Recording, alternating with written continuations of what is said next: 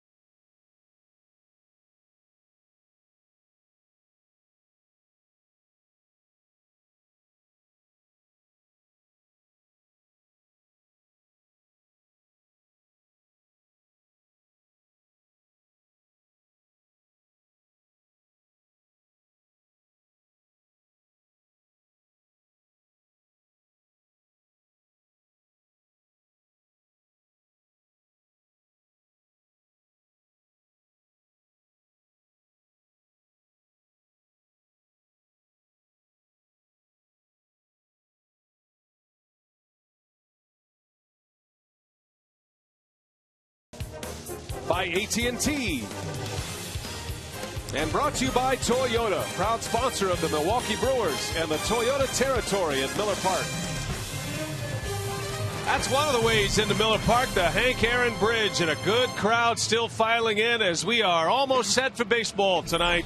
It is the Brewers and the Cardinals, and you go back to July 26th. That was the last time the Cardinals were in first place. 32 games later, the Brewers with a 10.5 game lead in the National League Central. And now 6 remain with the St. Louis Cardinals. 3 here at Miller Park to wrap up the homestand. And hi, everybody. We welcome you from Miller Park. Great to have you with us tonight. Pennant race baseball doesn't get any better than this. And Brewers now welcoming in the St. Louis Cardinals rock. And This is a big series for Milwaukee, but it's interesting. The Cardinals treading a little bit of water while the Brewers have put the hammer down like no other team in franchise history. Well, neither team is really knocking the scoreboard off too much. I mean, it hasn't been the offense. It really has been the pitching. The big difference between these two teams, the Brewers in the last 40 games at 259 team earned run average. That's the best in all of baseball. And when you look at the way the Brewers have been winning, they're doing the little things right. They lead the league in sacrifice bunts. They're second in the league in sacrifice flies. They're 28-15 in one-run games, and that's second best in the National League. So when you talk about the Cardinals and the Brewers, we're talking about doing the little things very well. The Brewers have, the Cardinals have not. Well, you know about the dynamic duo in Braun and Fielder. How about the dynamic duo in the bullpen, K-Rod and the Axeman? They've been very good as well. Will we see them tonight? It's the Brewers and the Cardinals, Game 1, and it's coming up next.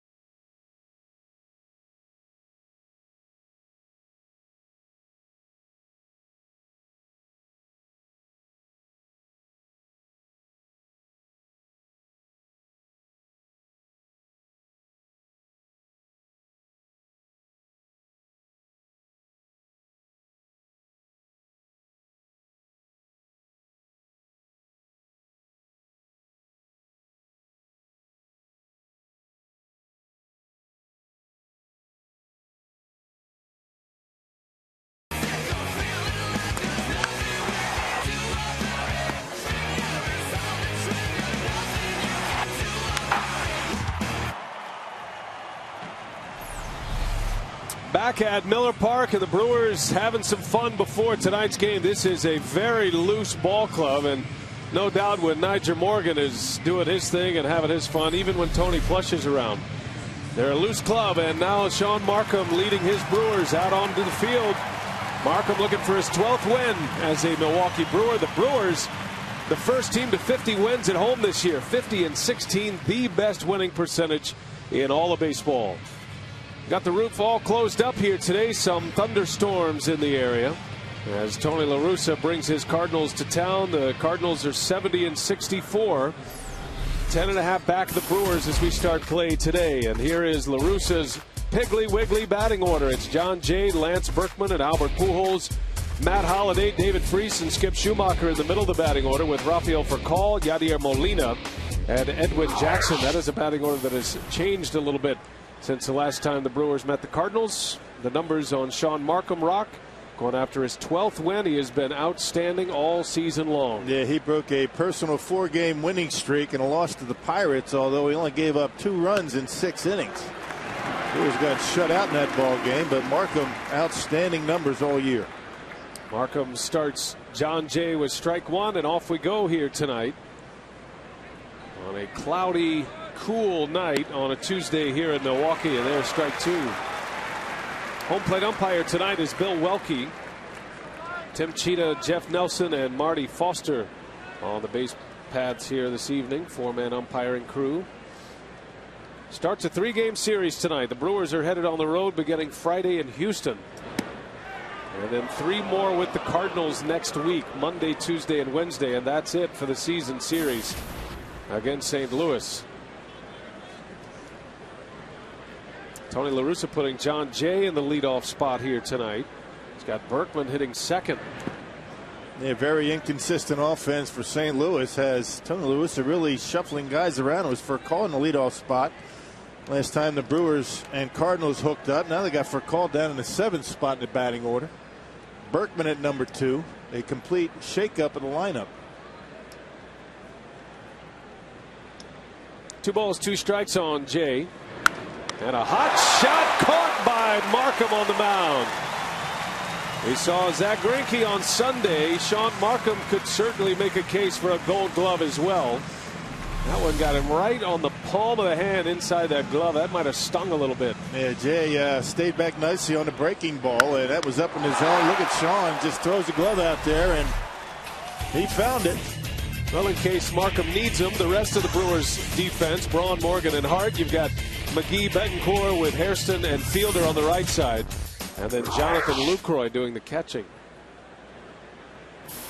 And there is Lance Berkman, the big Puma, batting in the 2-hole for Tony La Russa. La Russa has always liked a power threat batting second. Even going back to his White Sox days when he had Harold Baines in the 2-hole. Seemed like he always had a big home run hitter in his lineup in that 2 spot in the batting order. And Berkman is certainly a power threat. He's hit 30 home runs this year. Pops this one up behind the plate. And that's going to end up in the seats. Now maybe looking for that offense. You always love to have a spot in the batting order in front of Albert Pujols. You figure you're going to get some pitches to hit. And you get through the Berkman, Pujols, and Matt Holliday gauntlet in this lineup, and you're in decent shape.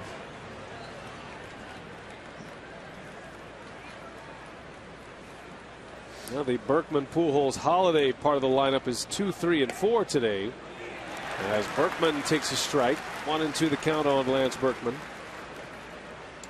Berkman's 30 home runs, tied for 3rd in the league, but he is 1 behind Matt Kemp and his teammate Albert Pujols. See what Berkman has been able to do in the month of August. He had a sore shoulder that required a cortisone shot. He was in the lineup the last time the Cardinals were here. He's had a huge year. He's a free agent at season's end, and he has cleared waivers. That means the Cardinals, if they choose to, can trade him to any team that can negotiate a trade over the next couple of days if they like. Strike called outside corner. Berkman is rung up. Markham puts it on a dime on the outside corner for out number 2. We had a chance to hear from Ron Renicky, Markham's manager, about the consistency of his starting pitcher tonight. Probably has been the most consistent starter for us. You know, at the beginning of the year he was outstanding. And then after that, he's been good basically all the time. Sometimes outstanding, sometimes just good, but always keeping us in a ball game. And he's never really had back-to-back bad outings. Every now and again he's going to give up some runs like he did here at home against the Cardinals. You know, that was on August 2nd. He gave up 6 runs in 6 innings, but he has been extremely consistent all year. Now the Cardinals won that game 8-7 in extra innings. That was an 11-inning St. Louis win. So the Brewers were able to cover the runs allowed in that game, but for the most part Markham keeps those earned runs 3 or fewer in a ball game. Albert Pujols with 2 gone. And Markham falling behind 3-0 on Pujols. Nobody's talking about the slow start that Albert was off to anymore. He has roared to the top of the home run board with 31 home runs now. Has 78 runs batted in. The batting average is a little low by Pujols standards at 288. And so are the RBIs. It's going to be tough for Albert to get to 100. Something he's been able to do every year in the big leagues. There's a strike. Pujols disagrees with Milwaukee. And the count goes to 3-2.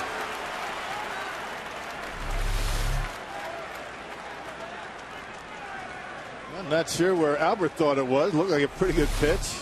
Plenty of the plate. Well, this crowd is into it early. They don't want a strikeout. And Markham throws it to the backstop. So Pujols with a 2-out walk. And that'll bring up Matt Holliday now.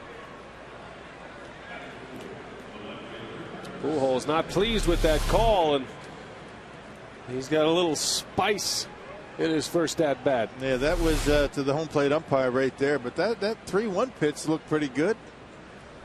Not a terrible call, but you know, the way the strike zone is these days, you never know it's a strike. Fielder will get him smiling. Now Matt Holliday, 19 home runs on the season. And Markham misses a little bit up.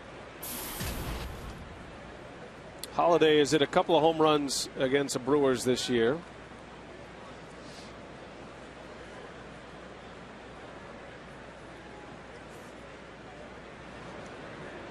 Holliday homered off Markham in the 2nd inning of that game on August 2nd. Hit a long home run to center field. He banged it high off the scoreboard. Yeah, fastball out away from him, up and out and over the plate. And you know, Matt Holliday, when he's looking for a fastball, he can connect. You know, Markham's fastball maybe 88, but a pretty good middle speed hitter is Matt Holliday. Got to be careful middle speed with him. Got to get it down. Holliday's a former batting champion in the National League. He did that while a member of the Rockies, and has maintained his batting average over 300 this season. He comes in batting 307.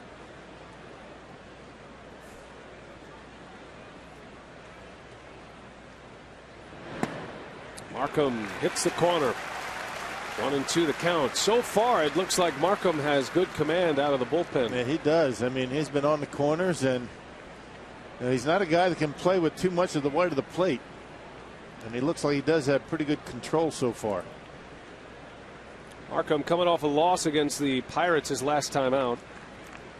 In 6 innings, gave up a couple earned runs in a 2-0 loss. The Brewers were shut out that day. And Holliday swings and misses. Markham strikes him out. 2 strikeouts in the first, and Markham looks good early here tonight against the Redbirds.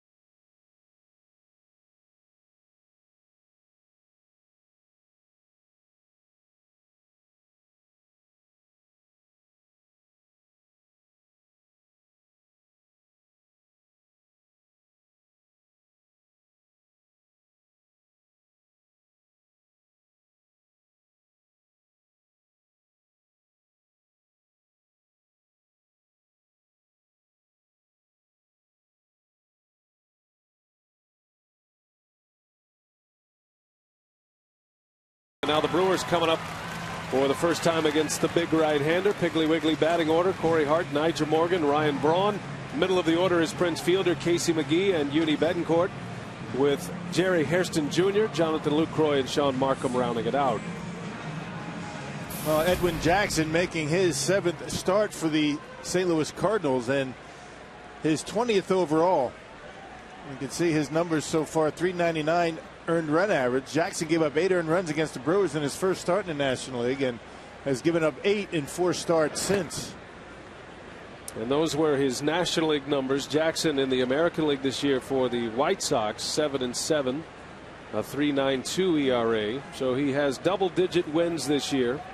10 wins, 9 losses combined, and an ERA slightly above 3.9. He was traded from the Blue Jays to the Cardinals. He was traded from the White Sox to the Blue Jays. He was only a Blue Jay for a couple of hours and only on paper. Corey Hart rips one into right center. That's down, a base hit. And Hart continues his torrid pace at the plate. 12-game hitting streak. At one point, Corey Hart had 10 consecutive trips to the plate, reaching base. And he's been hitting the ball from line to line. He's been taking his walks. He's been very patient at the plate, and certainly the off day doesn't appear to have affected him too much. 1 for 1 today. Last 11 games, a .400 batting average, and doing what a leadoff hitter has to do: get on base and scoring runs. That's what he's done. Hart was 7 for 7 at the plate at one point in the Cup Series, and now has another hit. You might remember, Hart was robbed of a base hit in his last at bat against the Cubs on Sunday. It was an over-the-shoulder catch by Tyler Colvin. Otherwise, he would be 9 for 9 at this point. So a good start for the Crew with Hart aboard. Now Nigel Morgan at the plate, and he drops a bunt down. That's in the air, and Pujols makes the catch. Niger's had a tough time bunting here lately. Now, he's been asked to bunt a lot, and sometimes he does it on his own. Sometimes he gets a sign. But poking at that one just a little bit, dropped the barrel, and an easy out for Pujols in foul territory. Check the defense for the Cardinals. You got Holiday, Jay, and Berkman in the outfield. Infield of Freese, Furcal, Schumacher, and Pujols. Yadier Molina, the Gold Glover, behind the plate. So one gone. Jackson gets an easy out on Morgan, and here is Ryan Braun.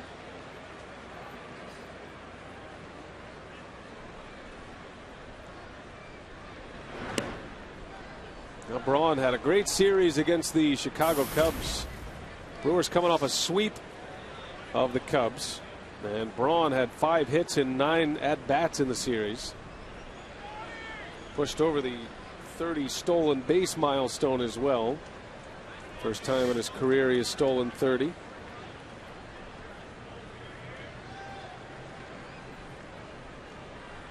Braun and Hart, the 2 big weapons offensively in that 3-game set with the Cubs.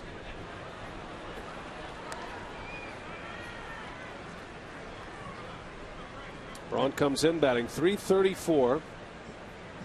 5 hits, 3 RBIs on the homestand. He has percentage points behind Jose Reyes of the Mets, who is back playing now. Reyes returned to the active roster after a hamstring injury, returning yesterday for the Mets. And you figure it's going to take Reyes a while to get back in the groove. Ryan Braun 2 percentage points behind Reyes.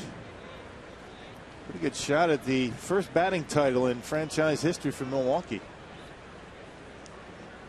Reyes at .336. Braun comes in batting .334.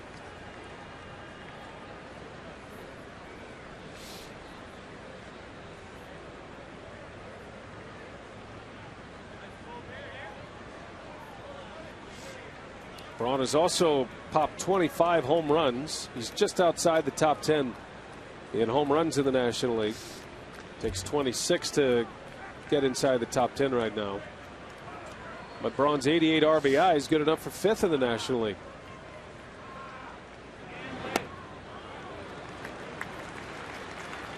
So you figure if Braun stays healthy and continues to swing the bat well, he's got a chance not only at a batting title, But he has a chance to again hit 30 home runs and a great chance to drive in 100 runs, and you add 30+ steals to that. And are those the numbers that can produce an MVP award? Yeah, hard to believe he just keeps getting better. And Ryan Braun, numbers keep getting better. Jackson strikes him out. Went up the ladder with a fastball, and Braun is gone. First strikeout for Edwin Jackson. Well, here's Prince Fielder now with 2 away. He leads the Powerball home run leaderboard for the club with 29. Fielder is currently 6th in the league, but just 2 off the pace in the National League.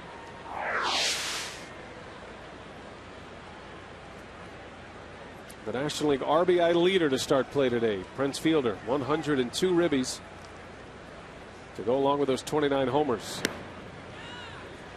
And all those numbers and all the run production, the one thing that Prince Fielder would love to be able to say is that he had a batting average over 300. Kind of tailed off in that Cubs series. It's always nice to know you can sweep a major league team without having to rely too much on Prince. That's what the Brewers have been doing lately. Everybody up and down contributing.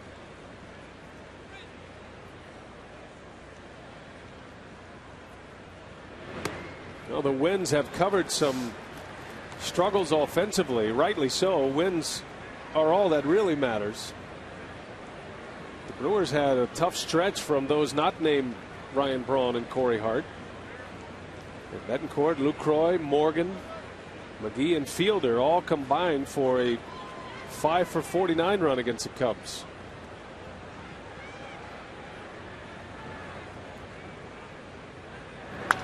Fielder hits that one hard over in the shift to Schumacher, and a long throw gets him. Inning over as Edwin Jackson posts a 0 in the first.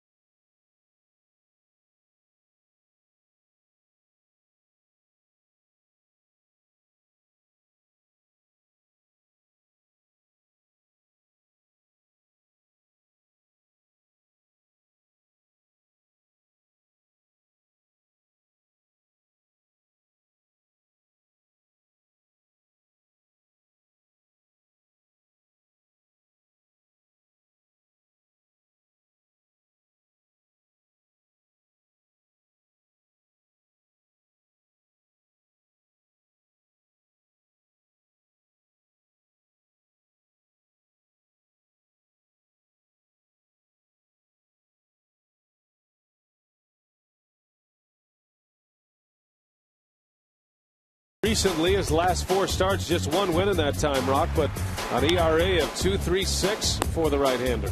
You'd be hard-pressed to find one of the Brewers starters that's not posting numbers like this, and that's what the difference between these two teams are. We're not talking about big offense from either teams. It's just that the Brewers have been pitching extremely well, and that's why they were able to sweep the Cubs. We talked about the guys that had a rough series, but when you pitch like the Brewers have been pitching, you're going to win a lot of games, and that's what's going to get you into the postseason, pitching.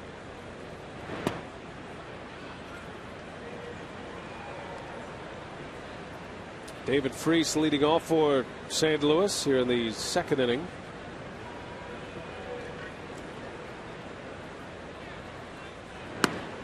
Markham making his 4th start of the year against the Cardinals this season. Has 1 win against St. Louis, an earned run average a little over 5.5 against the Cardinals. And we talked about that 6-run game back on August 2nd as Freese hits that one in the air to center field for Nyjer Morgan. And there is out number 1. Hey, come celebrate halfway to St. Patrick's Day at Miller Park on Wednesday, September 14th. You'll get a green Brewers cap and save some green with $17 Lowe's bleacher tickets. Call 414-902-IRSH. That's 4774. Or visit brewers.com/Irish. Sometimes the tailgating is just so much fun. It takes a little while to make your way in. After a while, they kick you out of the parking lot, I think. It is fun out there. Have you ever done it? Yes, I have. We went out there, I think it was last year we went out for a tailgate, a corporate tailgate. And then came and did the game, right? And then came in, that's right. I remember that game. We were a lot of fun that day. Line drive to right. Corey Hart is there. He was playing deep against Schumacher and able to run it down for the second out. Hard hit ball by Skip Schumacher. Yeah, Freese, Skip Schumacher. You got Molina for call at the bottom of the order. On paper, this is a pretty good offensive club. They haven't been clicking on all cylinders, but Schumacher's been swinging the bat pretty well. Corey able to track it down and right.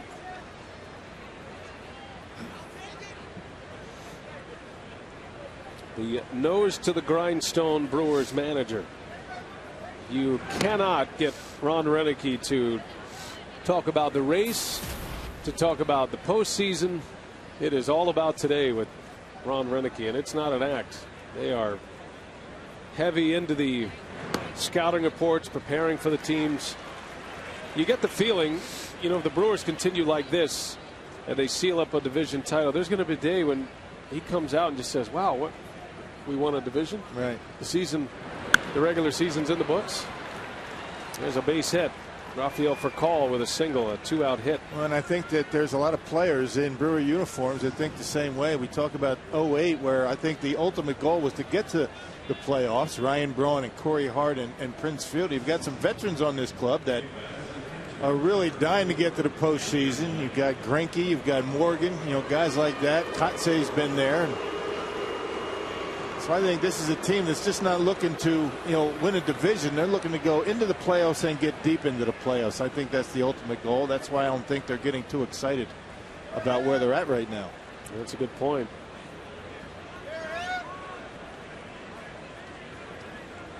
And Ricky Weeks. How can you forget about Ricky, right? Now Ricky Weeks is on the comeback trail. He's going to be a little bit. Ron Renicky told us on Brewers Live earlier today that Weeks, I don't want to call it a setback, but Weeks is not coming along as fast as they'd like, and it's not necessarily the injury. It's more to do with the position that he plays, and that's something that the Brewers had feared all along, because second base is a very demanding position. Ricky rolled his ankle and stretched a couple of ligaments in that left ankle, and you need to be sound. And we asked Ron Renicky earlier today, because the lead is what it is at 10.5 games, are you a little more comfortable with the timetable for Weeks' return, as you see some of the work with head athletic trainer Roger Kaplinger earlier today? And Renicky said absolutely, if we were in a tie race, we'd probably be pressed to put him back in there, but we have time and we want to see if we can get him back 100%. Yeah, well, the Brewers have covered, you know, Ricky's injury very well, but I think the offense has suffered, and on a consistent basis. And Ron Renicky would love to be able to get him in there, you know, early part of September, to get him, you know, a good number of games under his belt, should the Brewers able to, you know, clinch this thing. But Ricky has been missed offensively, without a doubt, and his leadership, you know, throughout the games. Molina in the right center field, and Nyjer Morgan is there to make the catch, and Markham has 2 scoreless on the board. They are still coming in to Miller Park.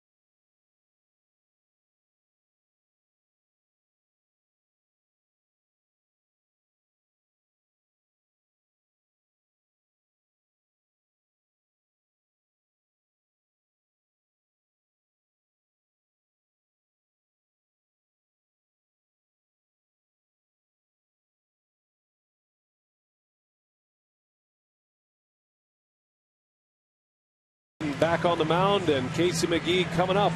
And the last time these two matched up against each other, August 3rd, it was quite a day, a career day for Casey McGee, a 3-home run performance by the Brewers' third baseman. 3 of his 11 home runs on the season coming in one game against the St. Louis Cardinals. Yeah, that was a rough day for Edwin Jackson. He had a rough outing here against the Brewers at Miller Park, but the very next start, he faced Milwaukee at Busch Stadium and threw the baseball pretty well, got a no decision. You remember, that was one of those days where Tony La Russa's bullpen was pretty beat up, and he was asked to eat up some innings, and he was kind of the sacrificial lamb. Did a nice job getting through some innings, though. They take one for the team outing for Edwin Jackson, an ERA buster as well. So McGee's lifetime stats against Jackson: 3 for 10, 3 homers.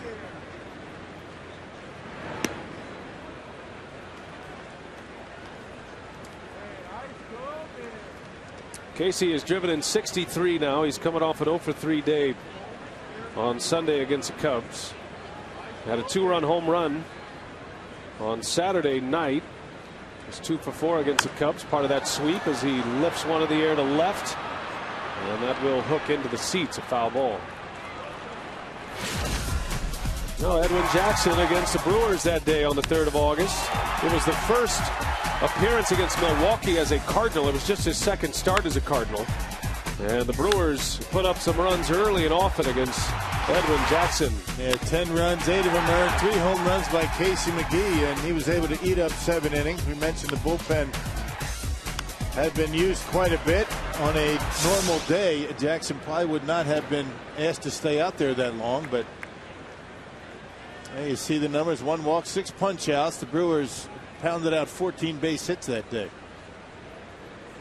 Jackson would bounce back, had a pretty good game against the Brewers his next time around. Went 6 innings and gave up just 2 earned runs. Took a no decision in that one. 2-2 to McGee. And a little bouncer. Pujols makes a nice play. The Gold Glover hits his pitcher covering for out number 1.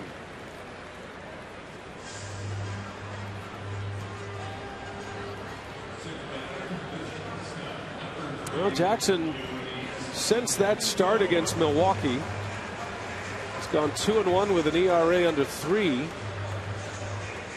And same amount of earned runs in 4 starts as he gave up in that 1 start against Milwaukee. He mentioned he had a 7-7 record in 19 starts with the White Sox and a .392 earned run average. Got good stuff. And Basie's going to go hard with you. He's got a fastball and a pretty good slider. From time to time he'll flip up a slow curveball, but most of the time he's going to stay pretty firm with his pitches. Yuni Betancourt at the plate, and a little bouncer over the third, foul. Well, Yuni trying to get it going at the plate once again. He is struggling offensively.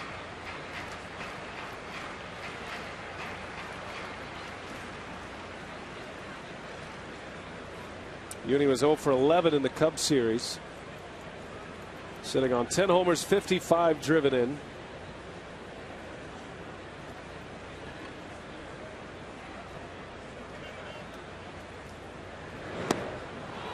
That is going to be a tough pitch on Uni B.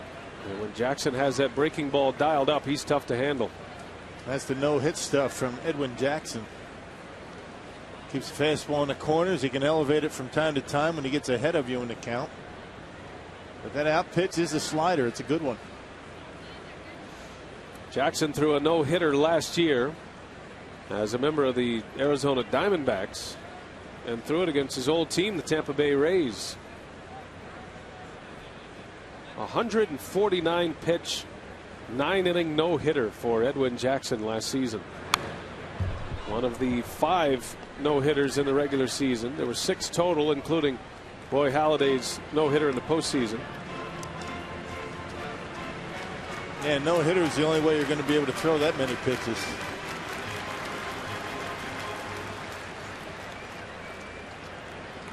He's 27 years of age. Jackson deals a 1-2. Betancourt in the air. Long run. That's going to be a tough play, and it'll be Pujols to make the catch. Wow, nicely done. Albert Pujols over the shoulder hauls one in. Not an easy play in foul territory. Yeah, a couple of nice plays by Albert. I'll tell you, going in the hole and smothering that ground ball by Casey McGee, and this is not an easy play either. Well done, Albert Pujols. Showing the ball to the fan, pulling it away, saying, yeah, you kidding me? You're not getting the baseball. That's what the boos were. Albert playing with the crowd. Taunting the crowd. Imagine that. That didn't go over too well at Busch Stadium when Najee was having fun. That's right. I tell you, that's a small breach of baseball etiquette right there, Rock. Minor offense.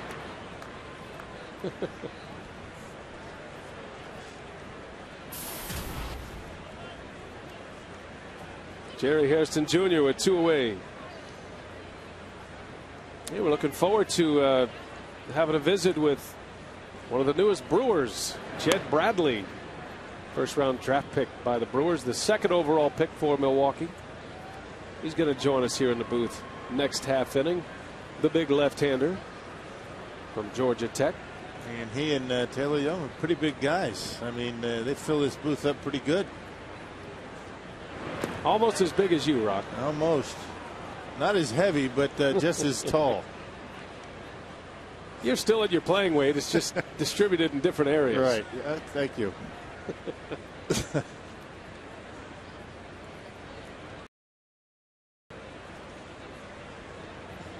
Hairston down in the count, 1-2.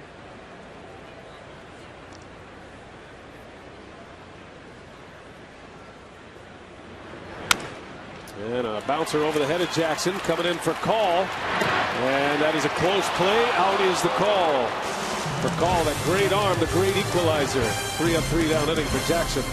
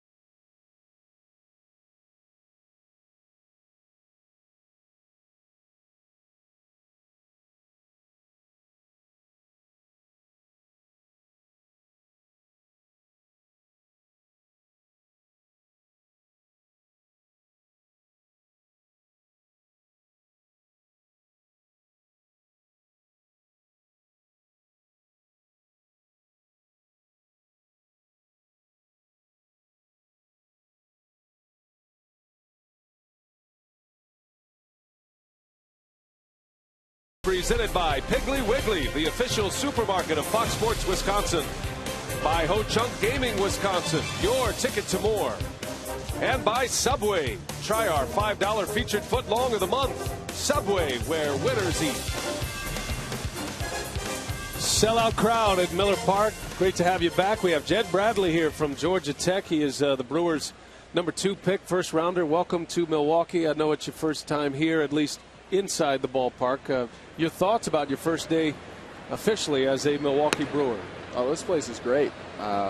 You know, I came up here for my physical a few days before the draft deadline, and I never got to come inside. It looked awesome from outside, but it's definitely exceeded expectations since I came in.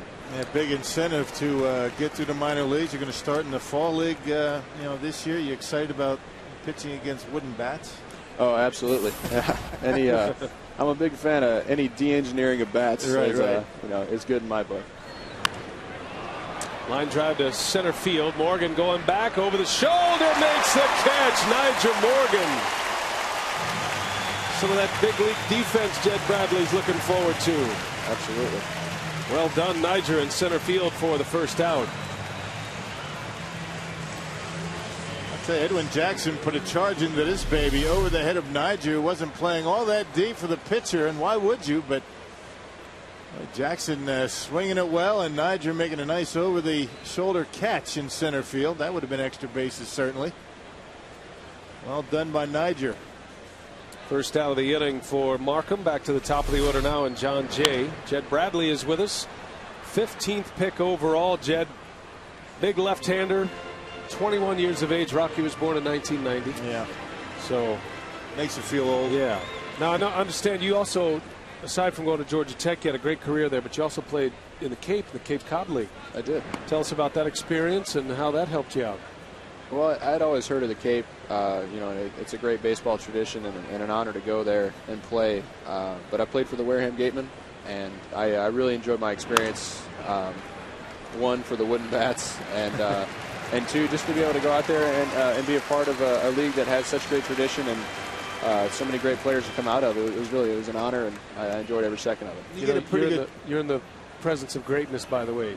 Cape Cod League Hall of Famer Bill Schroeder. Yeah, well, so sorry, Rock. So I hear.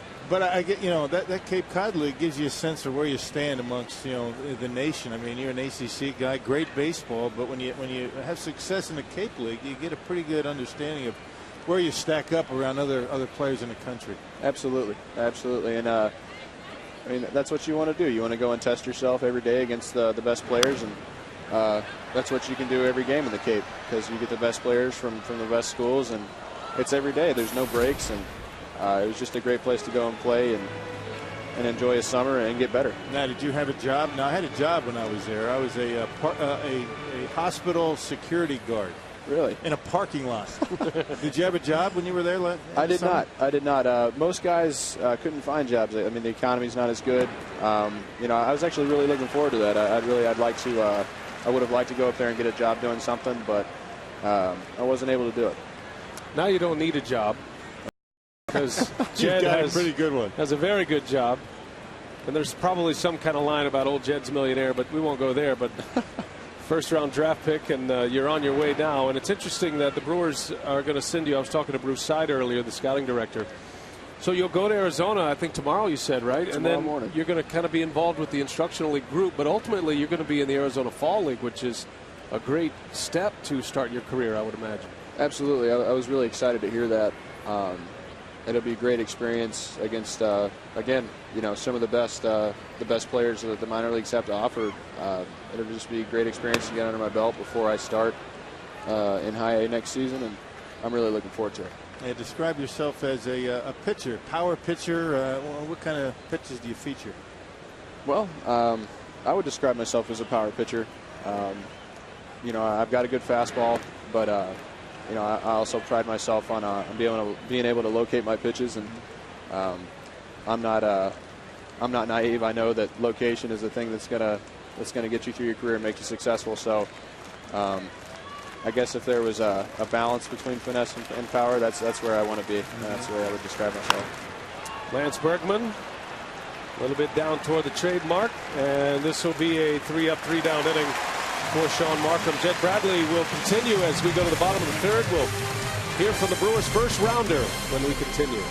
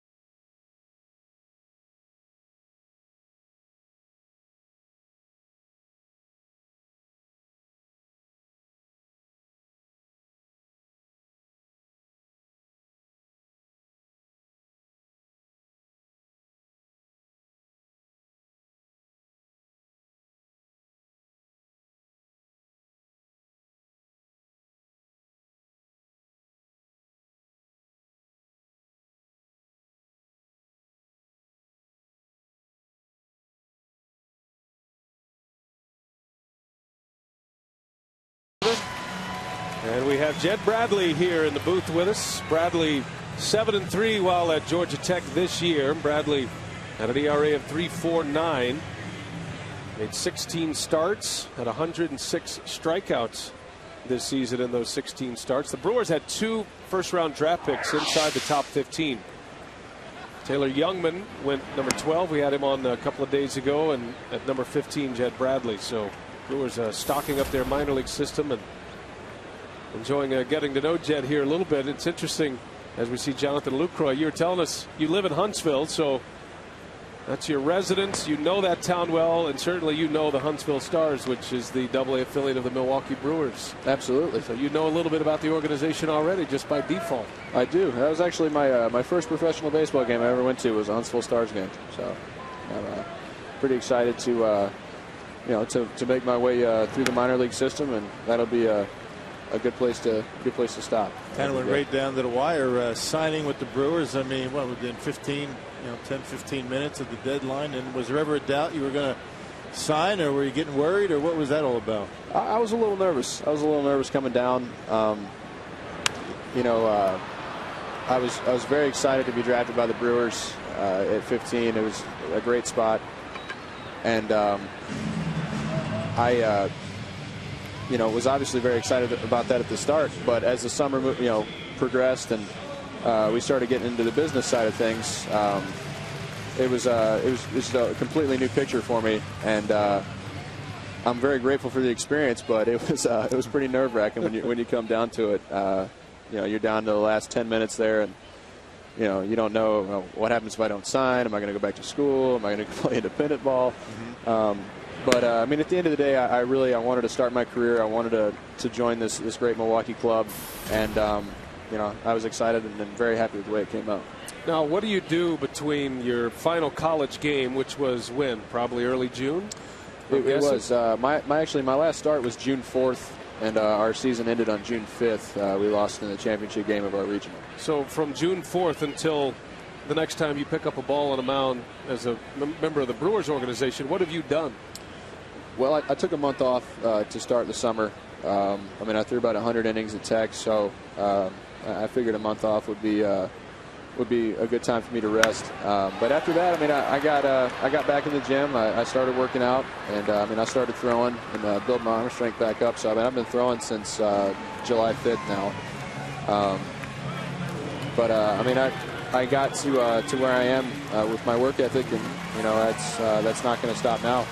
It's interesting how your workout schedule is going to change. You think about a baseball player, Rock, who you're so set in your ways with a routine, but you basically had an off season in the summer. You'll never have another off season in the summer. You hope not, anyway. Yeah. So you're going to have to change that around a little bit once you get started. Yeah, this was actually my first summer off in 15 years, and I hope it was my last one for a very long time. I got to ask you before we let you go. I'm a Clemson Tiger back in the old. How'd you fare against Clemson? I did well. I did well against Clemson. Yeah, I came in relief against them my freshman year, threw well, and I went 2-0 against them my sophomore and my junior year. So I had a good career against Clemson. Good for you. Is that okay? That's okay. Well, yeah, I want them to do well. It doesn't matter who it's against. Even my old team. It's okay. Kind of sounded like you were hoping he didn't have such a good run against Clemson. Is that what it sounded like? I know you were. Did you get that? Did you get that, Jed? Out of me? Maybe a little bit. Maybe a little. Very Clemson proud, by the way. I apologize. I can't blame you. I can't blame you. Clemson has great fans. Great fans. Well, very politically correct young man as well. Jed, great job, man. Thanks for coming up today, and we appreciate you signing and getting this program started. We look forward to seeing you again in the big leagues. I'm excited to get started. All right. Thanks, Jed. Jed Bradley, first-round draft pick. He is on his way tomorrow to instructional.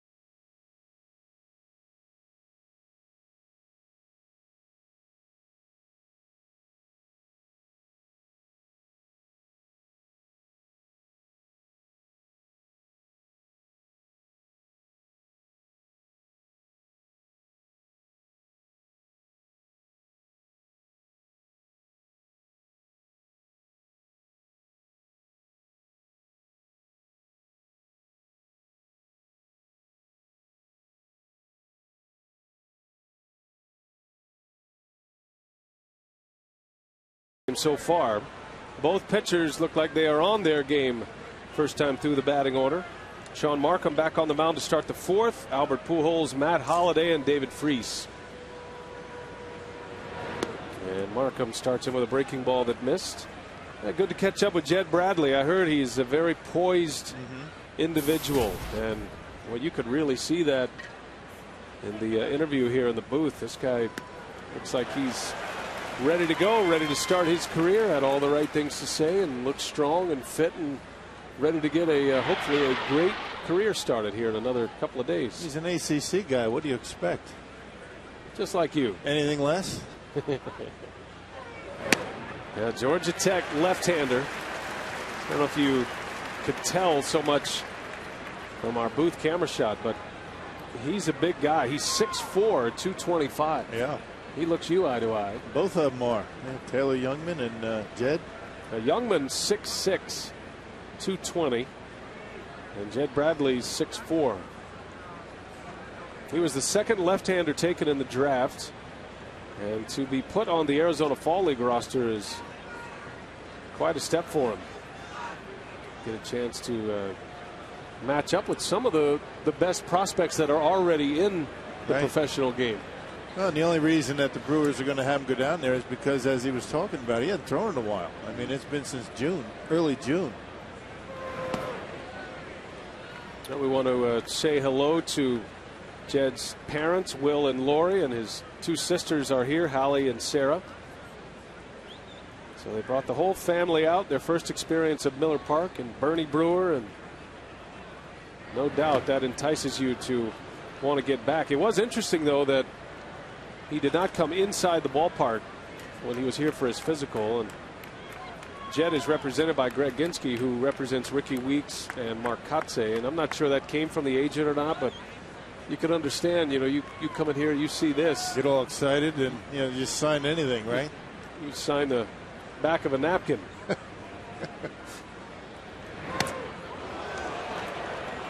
Markham high and tight. Pujols doesn't like that. And a leadoff walk as we check in with Telly Hughes. Well, BA, let's take a look at our Dodge Ram game reset. It's been a pitcher's duel so far through the first 3 innings. Edwin Jackson with a couple of strikeouts. He's only allowed 1 hit. The same could be said for Sean Markham. Pretty much identical lines with Sean Markham. A couple of strikeouts and 1 hit so far. 2 hits in the game for both teams combined, and we'll see if anything gets started here in this inning. Yeah, Furcal has the only hit for the Cardinals, and Corey Hart a leadoff single. Edwin Jackson has retired 9 in a row since that leadoff hit. Holliday, a big bouncer. Betancourt has it to second for 1. Got a chance to turn it, and they do. 6-4-3 double play wipes out the leadoff walk. Well, you had the right guy. Had the right guy running. Matt Holliday doesn't run down the line all that well. You're not going to turn 2 on many hitters, but a good feed over to Hairston, who got rid of it quickly and able to double up Holliday. Now the Cardinals roll into a lot of double play. Pujols leads the league, but the Cardinals lead the National League in team double plays. So 2 gone, and David Freese on the ground. There's Betancourt again. And a nice inning for Markham. A quick one, a scoreless 4th, but he has 4 shutout on the board.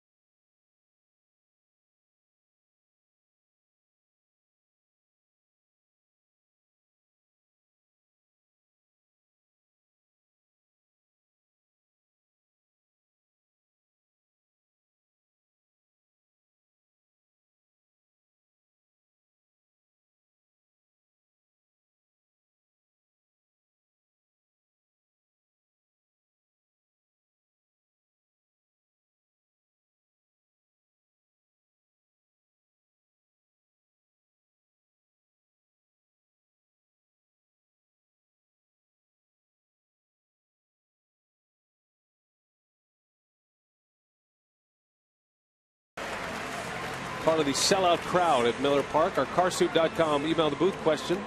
Mark wants to know, what can we expect to see from the Brewers for September call-ups? That's a hot question right now. Yeah, I know that Ron Renicky would love to have another catcher. I mean, maybe that third catcher for some pinch hitting, pinch running. Maybe a pitcher or two. Who knows? You might see McClendon back up here and Tim Dillard. But it's going to be a very selected group of players that are going to come up. It's not going to be the wholesale call-ups. Only players that Ron Renicky feels as though he could use in a game are going to get called up. Nigel Morgan leading off here in the Brewer half of the fourth. Two guys are going to get called up. Carlos Gomez and Ricky Weeks. Yes, they will be expanding rosters at some point. Gomez will be back by September 1st. He played again last night and has one more game to play at his minor league rehab.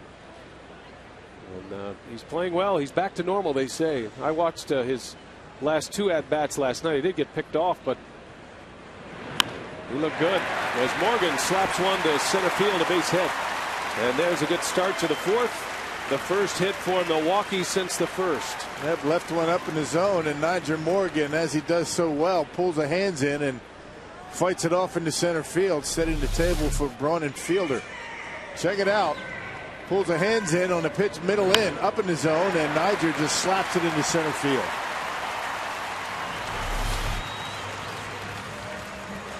And here comes Ryan Braun with Morgan at first base. Nigel hasn't been running this year very much. He's hitting in an odd spot in the lineup for that. He's 9 for 12, and when you're hitting in front of Braun and Fielder, there's not many opportunities to run, although Morgan has been a very good base stealer in his career.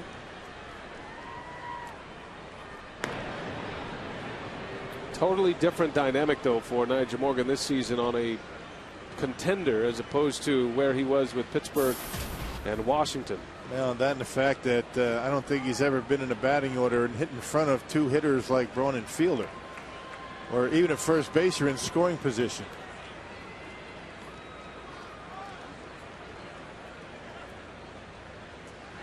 And when you got guys like that behind you in the batting order, you don't want to make outs on the bases. And that has been a problem for Morgan. Twice he led the league in caught stealing. But he had a 42 stolen base season in 09, and then he stole 34 last year with the Nationals.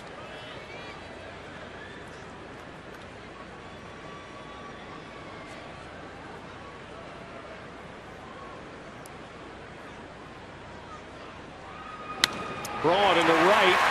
And that's going to hang up for Lance Berkman. A throw to first. Not in time. Braun hit it too hard. A line drive that Berkman's able to run under. Yep, always an adventure out there in right and left for the Cardinals in the outfield. Berkman playing deep. He comes in. He got a pretty good jump on it and able to catch it before it hits the ground. Good base running by Morgan. Wasn't sure. Berkman catches it, and Nigel able to get back to first base. And another very good at bat by Ryan Braun, hitting a bullet into right.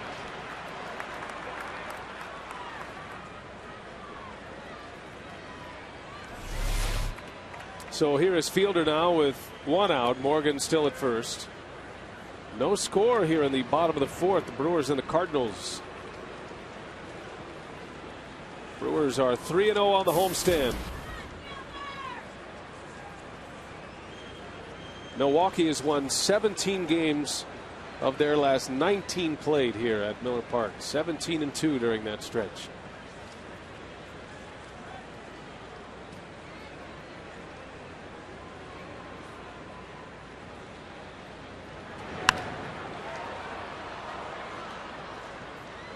Hey, Jackson's got a pretty good fastball tonight.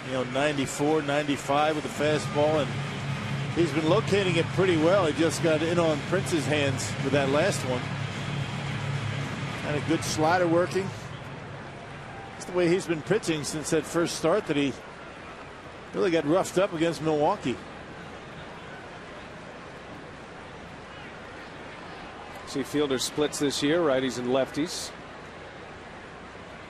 He's held his own against left-handed pitching this season. Certainly would rather face the right-handed pitcher, and that's what he sees most often. Jackson has a good fastball going tonight. He's been in the mid to upper 90s pretty much since the jump here this evening.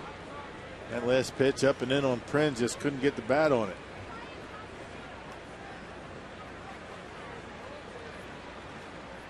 Fielder has just 2 hits on the homestand, but one of them a home run. There's a home run, 2 RBIs in 3 games so far. As Fielder slaps that one foul. Another fastball.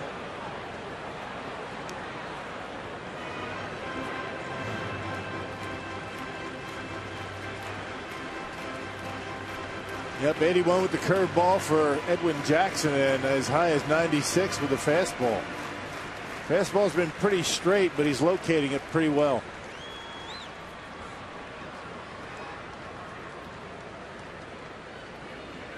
Fielder grounded out to second his last time up. Cardinals had the big shift on. They play a more conventional setup with a runner at first. And that one's hit hard. Center field. On the run, John Jay near the wall. He reaches up, makes the catch. A little air under it, and Fielder might have hit one out. That was hit like a shot to center. I thought he got it. But just hit it a little bit too much on the line. You get under it a little bit, and it's out of here. Good catch by John Jay, who's not playing all that deep out there. Takes a good route to it, and able to make the catch in front of the wall in center. So back-to-back very hard-hit baseballs by Braun and Fielder. Turned into outs. The Cardinal outfielders play extremely deep most of the time, especially with the big sluggers at the plate like Braun and Fielder. Prince not sure. You know, when Prince hits him, normally he's going to know, but I think he realized that wasn't going to be out of the ballpark. So here's McGee now.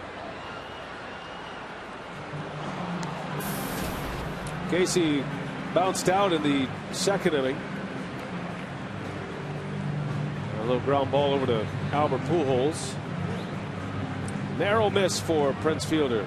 Still looking for his 30th home run of the year.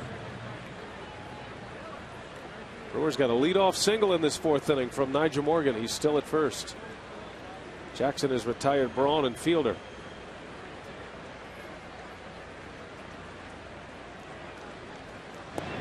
Ordinarily, perhaps a running situation, but the Cardinals have the equalizer behind home plate. Yadier Molina, nobody better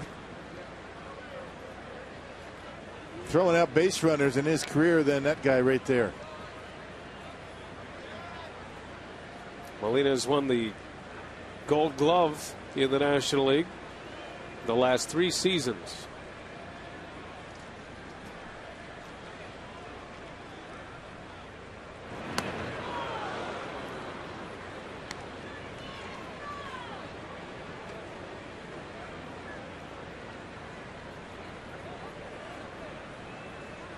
Jackson has a good curveball going tonight. It's kept the Brewer hitters off balance for the most part. The 2 hits, singles, Hart and Morgan, and both of them led off innings.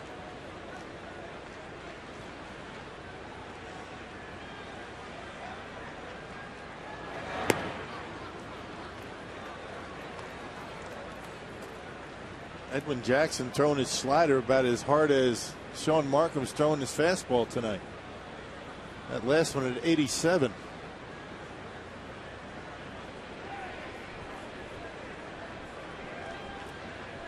Well, he's given McGee a lot of breaking balls in this sequence. 1-2 the count.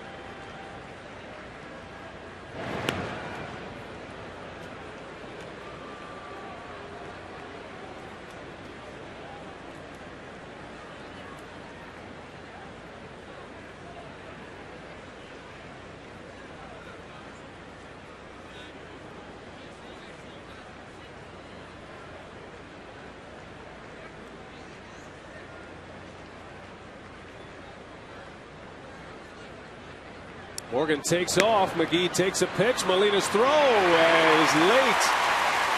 Schumacher thought he got him on the foot. Morgan is in there with a steal. He picked the right pitch to run on. And now a base hit. The Brewers can put a stake on the board here tonight. Yeah, he got a good jump. Did Niger had a good lead, a good jump. You know, Jackson relatively quick to home plate. But Niger able to get in there. It looked like Schumacher missed him.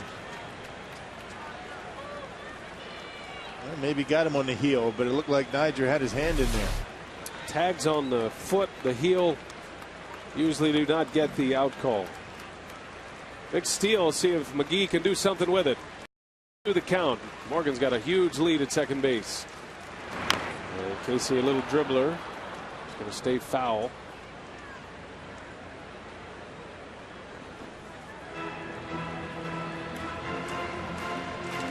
Let's check our AT&T trivia tonight. Since '95, which NL Central team won the most games in a season? Going back to the '95 season.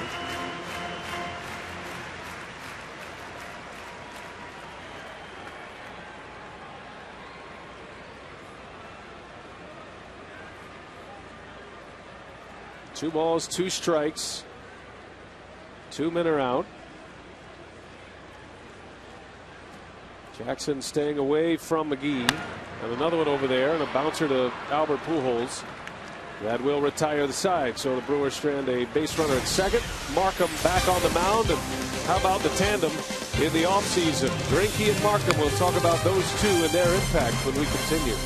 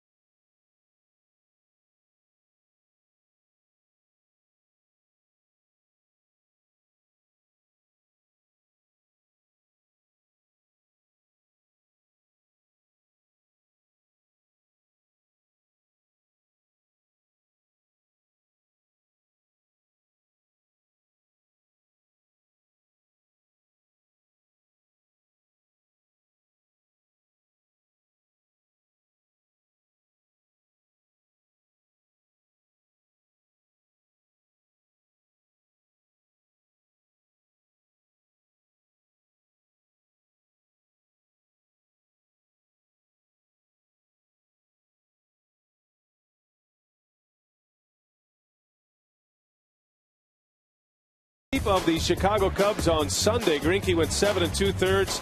Had a terrific day on the mound. Gave up just 1 run. Struck out 7. Greinke, his 13th win of the year. Now 13-5. And the other big free agent acquisition this offseason, or rather the trade acquisition, Sean Markham. Traded for Brett Laurie. And Markham, as he opens this inning against Skip Schumacher of the Cardinals.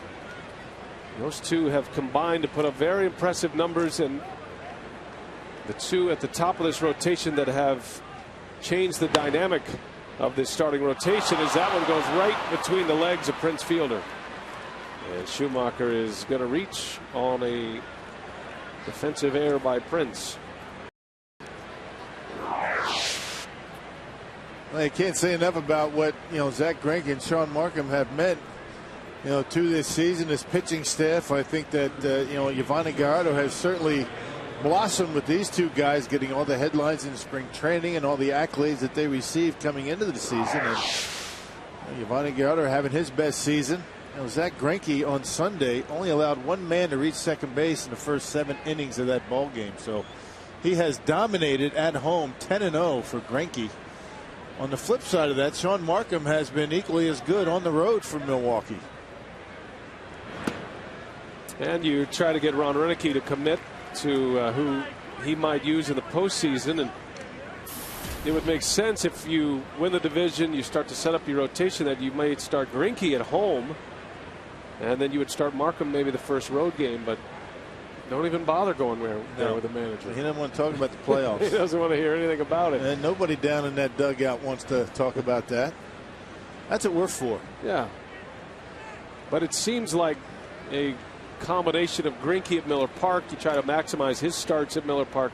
And we still have a month of baseball left, so there's a lot that could happen during that time. But it's fun to speculate. And the Brewers have not been in this position ever with this kind of lead at this time of the season, but rarely have they even been in a position to talk about a postseason. Right. Usually looking up and trying to chase down the leader in the division. This time it's just the opposite. But as Ron Renicky will tell you, he's not going to answer any questions that doesn't have to do with the game today or the series. Well, you try to read between the lines with the Brewers skipper, and one thing he says about Markham all the time is that he has been the most consistent starter that he has had all year, and he reiterated that to us earlier today in Brewers Live. So you kind of understand where Markham fits in the manager's eyes.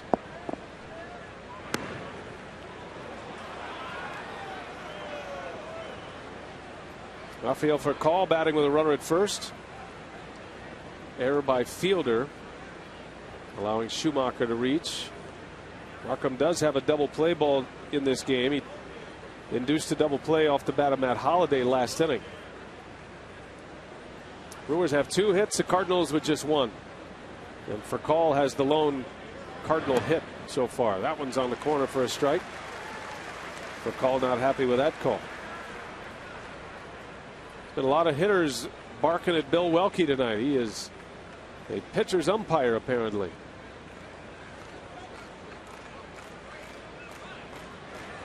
Started with Albert Pujols in the first inning.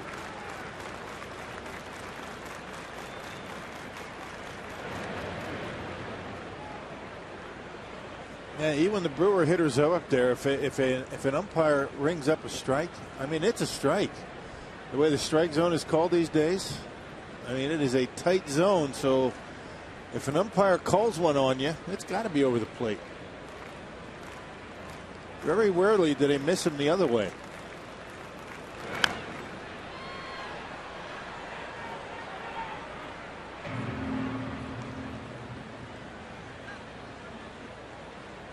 Well, for Call this year overall, can't get bogged down with his numbers. He's hitting just .214, has 3 homers and 18 driven in. He spent most of the year on the disabled list while a member of the Dodgers.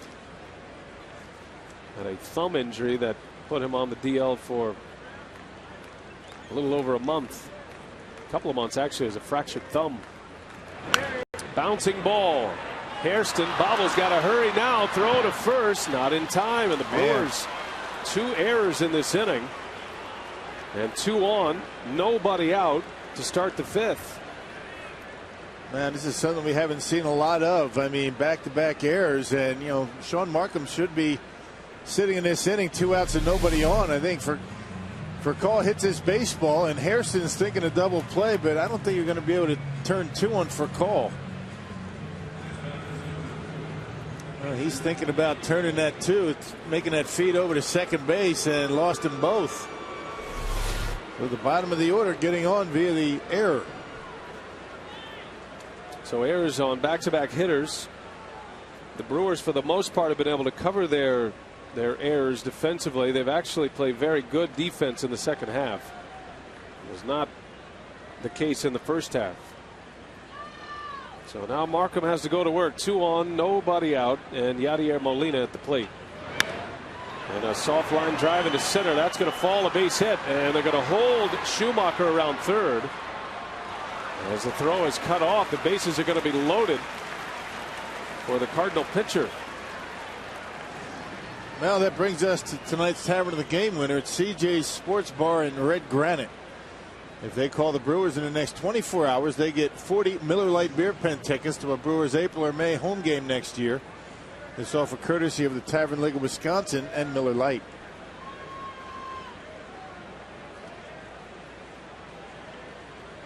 Bases loaded, nobody out. 2 errors and a hit, and now Edwin Jackson, a good hitting pitcher, coming up.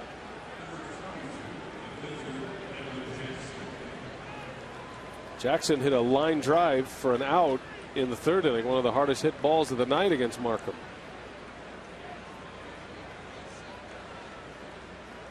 Jackson has 4 hits this year and 13 at-bats. And Brewers will take a ground ball. They're playing back for a double play. If it's hit to the corners, 3rd or 1st, they're going to come home. You know, up the middle, they're playing for 2.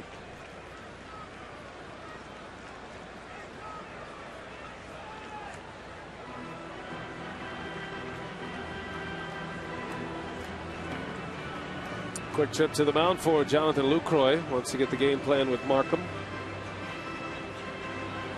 So the Cardinals were their biggest threat. St. Louis has had a man on in 3 of the first 4 innings leading up to this 5th inning. And now the base is loaded with nobody out.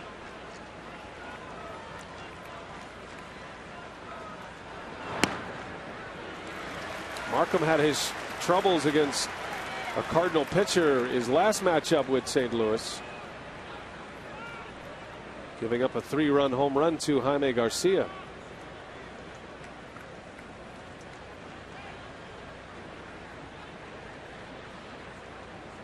Markham looking for a ground ball here.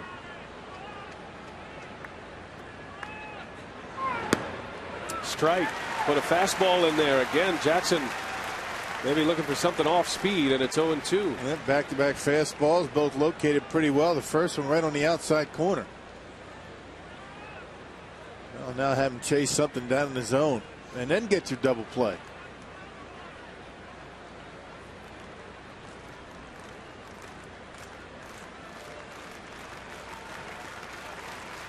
Oh, 0-2 on Jackson. And a base hit to right. Schumacher is in for call. Will stop at 3rd. Cardinals have the lead, still have the bases loaded as Jackson delivers an RBI single. Yeah, you got to make your pitches to that guy. I mean, he swings it pretty well. A mistake on an 0-2 count to Edwin Jackson, and he lines one into right. Yeah, pitch up out over the plate. You're playing right in. And he hits it well. So 2 errors and a hit by the pitcher has Markham in trouble. Top of the order now, John Jay. These are the kind of innings that can get away from you in a hurry. In a hitter-friendly ballpark like Miller Park. Jay lined out in the 1st inning, hit a shot right back to the mound. And then Markham got him out in front of a off-speed pitch and a little dribbler over to first base. 0 for 2 tonight against Markham. In the air to left, sending Braun back. This will be plenty deep to score for call. Ryan makes a catch. Throw comes into 3rd base, and the Cardinals have a 2-0 lead on a sacrifice fly from John Jay. For fans, FoxSportsWisconsin.com's Tyler Lockman writes about 5 reasons the Brewers are well prepared to stomp out what's left of the Cardinals' chances. Check out that story and more, FoxSportsWisconsin.com.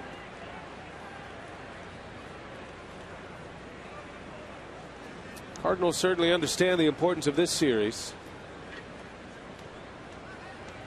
6 head-to-head matchups with the Brewers in the regular season, including tonight, and the Brewers with a 10.5 game lead in the division.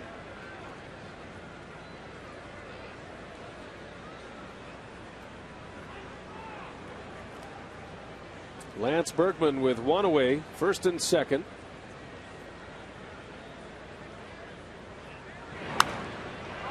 And he got him to pop it up. Casey McGee coming in, foul territory. He's got it for the out. That's a big out to get. That first pitch. Yeah, something off speed had Berkman way out in front. And an easy pop out in foul territory.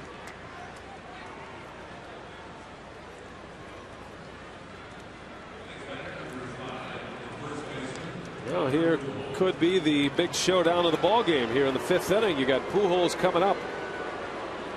2 on, 2 out. Pujols has walked twice against Markham.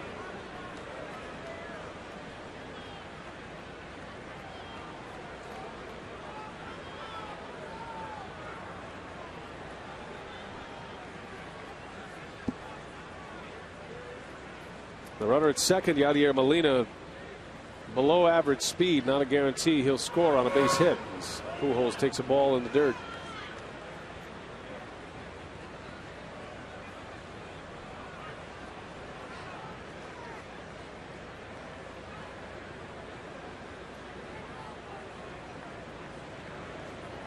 Well, he doesn't run all that well on a base hit. I mean, that could play into his ability to be able to score a run here. And Albert Pujols, as you would expect, outstanding in these situations. Bouncing ball. Betancourt goes to third, and the out is recorded. Pujols retired, and Markham gets out of it, just allowing 2 runs, 2 errors in the inning.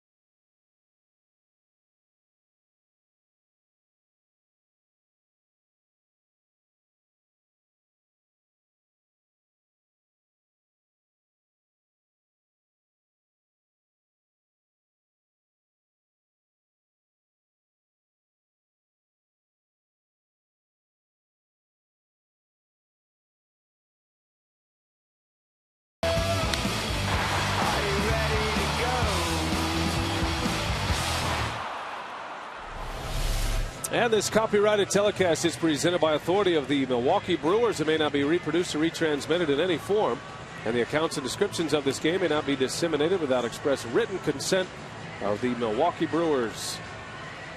Sellout crowd tonight at Miller Park on a Tuesday night for baseball.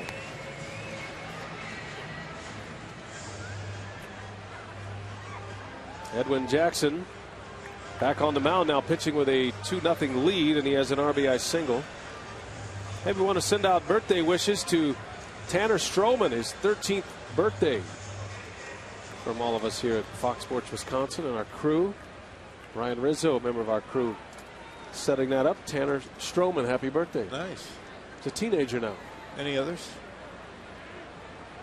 No? I think we're good. Good.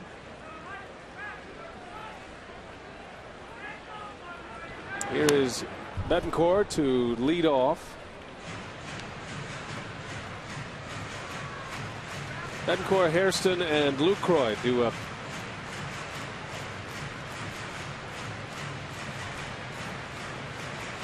Cardinals get 2 unearned runs in the 5th inning. 2 runs, 2 hits, 2 errors, 2 left on base.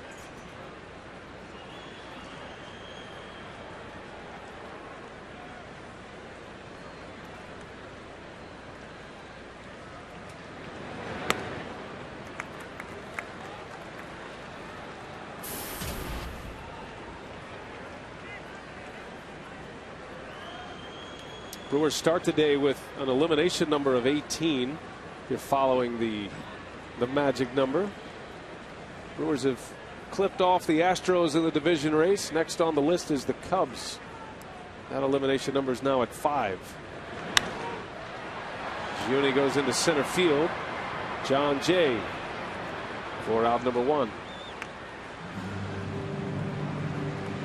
Now the Brewers announced earlier today that they have eclipsed 3 million tickets sold for the 2011 season.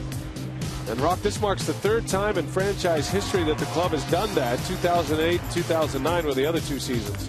This is the 2nd earliest that the club has reached the milestone in a single season, missing the 2008 record by just 2 days. Best fans in baseball, fans in Milwaukee and in Wisconsin, no doubt. Let's continue to support this club and make no mistake. Has a lot to do with their success here at Miller Park. A base hit by Jerry Hairston. A 1-out single for the Brewers second baseman. Hey, the Cardinals are here for the last time during this series. Tickets are still available for tomorrow night's game and Thursday's game starting at 3:10 p.m. That's a 3:10 start on Thursday. For tickets, call 414-902-4000 or visit Brewers.com.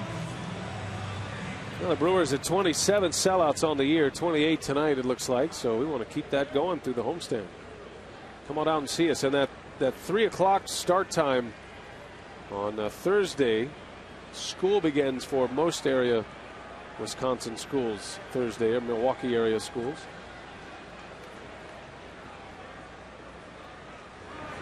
Kids are going to be worn out after a long summer. They got 2 whole days to go to school, and then they get the weekend. Yeah. Exhausted. Parents' Independence Day coming up. That's right.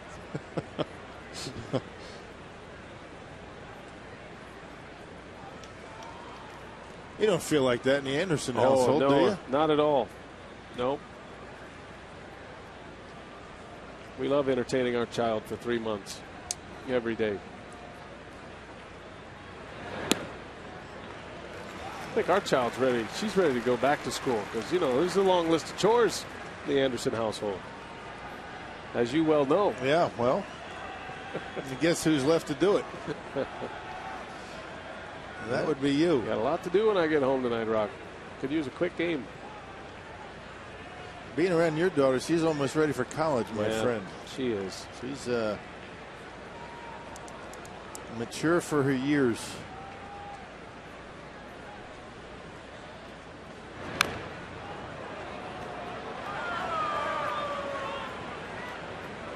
Brewers looking for a quick strike from the bottom of the order. Tell you, Rock, after the top of the 5th inning, to get out of there with just 2 runs, you have to feel like that's a bit of a victory when you consider who was coming up for the Cardinals. Yeah, bottom of the order doing all the trouble, all the damage, and then you get Berkman and Pujols for outs. And you're right. I mean, it started out, you know, with 2 errors for Sean Markham, and he did a nice job minimizing that damage. Could have been a lot worse. Lucroy could tie it up with 1 swing of the bat. He fouls it back. That fastball is getting by Brewers here tonight. Yeah, sneaky fast too. Seems as though he hides it pretty well. He keeps that baseball behind his back, tucks that front shoulder, and all of a sudden it comes flying out of there in the mid-90s.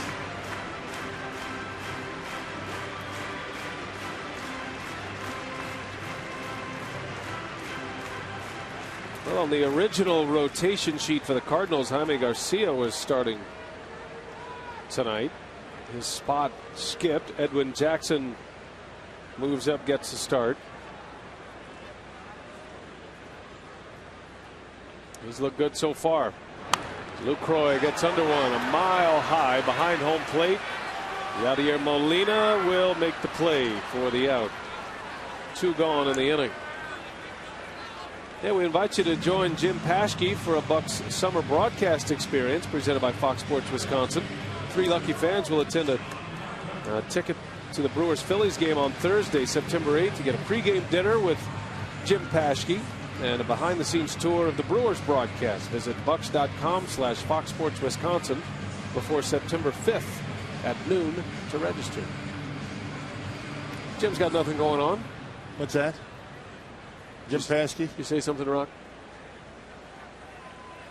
Your former partner, Jim Paskey. Yeah. I hope that thing's not going to last forever either, man. But you never know. Never know.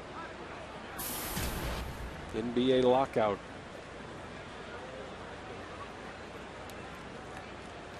Well, we'll see if Markham can do a little damage here. Does have a home run this year. It was a grand slam.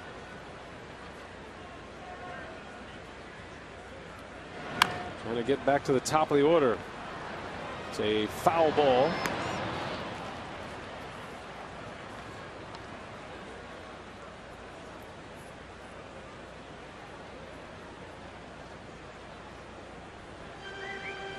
So we got a big showdown tonight. The Yankees and the Red Sox. Elsewhere around the league, Justin Morneau is going to miss more games. He's experiencing concussion-like symptoms again. He's just had a tough time since that concussion last year in Toronto. Tommy Hanson hopes to return to the Braves rotation. He has fraying in his shoulder, and he is hoping to rehab that and come back. Meanwhile, Nelson Cruz for the Rangers going to miss 3 weeks. A hamstring injury. They're expecting him to miss 3 weeks. They're hoping he only misses 3 weeks. Little tapper over the mound. And for call right on the bag, makes a play for the out. Inning over. And Edwin Jackson is working on a shutout through 5.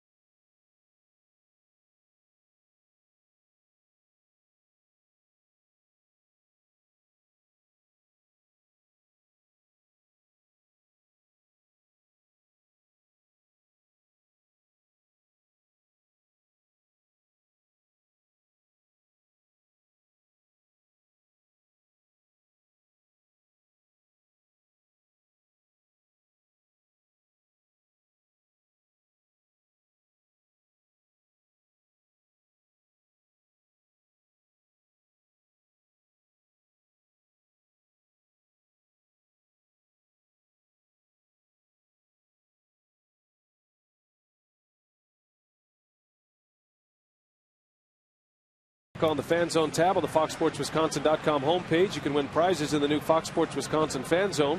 Team merchandise, game tickets, unique fan experiences, tech toys, and more. If you're not a member, join right now. It's fast and free, and it's all at the Fan Zone tab, FoxSportsWisconsin.com. So the Cardinals up 2-0. Markham back on the mound, and he'll face Matt Holliday, David Freese, and Skip Schumacher. Each club with 3 hits. Brewers committing 2 errors. Both of those errors led to runs in the 5th inning. But Markham able to minimize the damage in the 5th despite 2 errors and 2 hits to start the inning.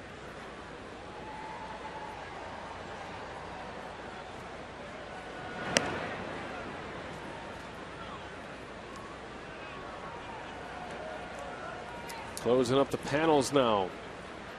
The roof's been closed the entire game. Now the panels are being sealed up. Must be some rain close in the area.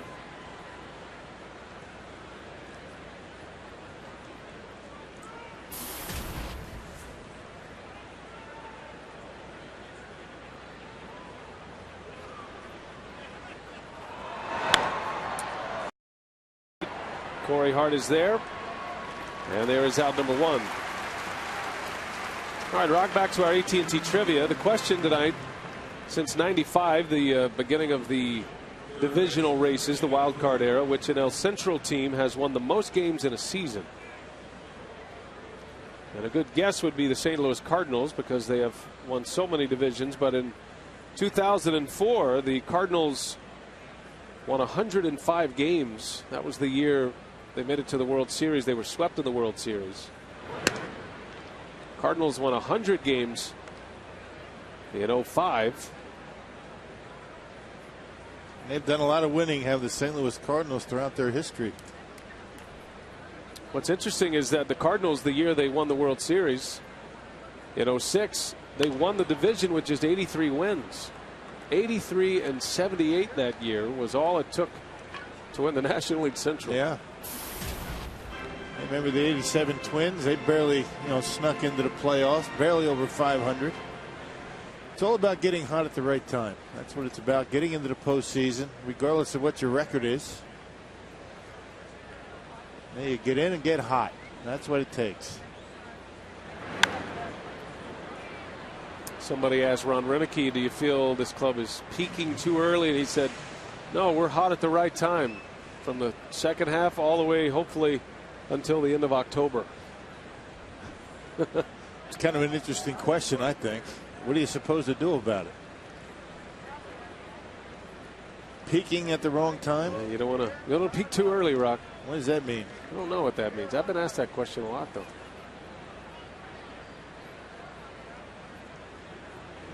I guess the response to that would be, what do you mean by that? I mean, you think they're playing too well too early, or what do you want me to do about it? Throw a few games, level off the curve. I don't know. Brewers on a great pace right now. They are behind the Phillies for the best record in the National League. The Brewers are 81 and 54. The Phillies start play today 84 and 46. I'm not sure if you can accuse a team of peaking too early when they haven't gotten anywhere yet. They're not in the playoffs yet. Are they? I don't think so. Not yet. No. No, it's only the 30th of August. Right.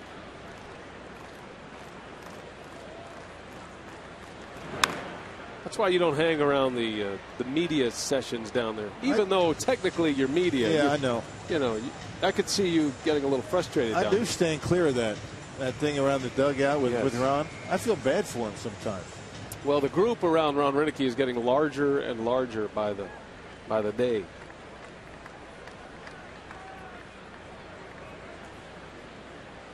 Full count to David Freese. And a swing and a miss. Markham strikes him out. 2 up, 2 down for Markham here in the 6th. That third strikeout for Sean. He's got 2 walks, both to Albert Pujols. Fastball up and in, upper 80s. Yeah, when you're throwing a lot of off-speed pitches, even 87, 88, well located, effective pitch. As a hitter, you're almost waiting for some kind of break, something to move or dart, and then the fastball just gets right by you, even at 86, 88 miles an hour. There's another fastball in there for a strike. And for Markham, his fastball is his change of pace, right? Yeah, good point. Change of pace is supposed to be the change up. It's something other than what he normally throws is the change of pace, the pace of the pitch. Something other than what you expect. Schumacher rips one back up the middle, of base hit. He's hit the ball hard twice against Markham tonight. It's a 2-out single. Schumacher, who lined out in the 2nd inning, now aboard for Rafael Furcal. He's hit the ball hard twice. That was a 2-seam fastball that stayed down the middle of the plate.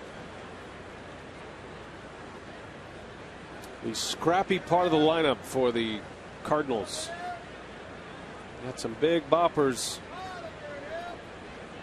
in the 2 spot down through the 5 hole, then Schumacher and Furcal. The heavy hitting St. Louis Cardinals. This is a club that can stand toe-to-toe with any offense in the major leagues. And they lead the National League in batting average. Score a lot of runs. They lead or second in the league in runs scored, behind Cincinnati.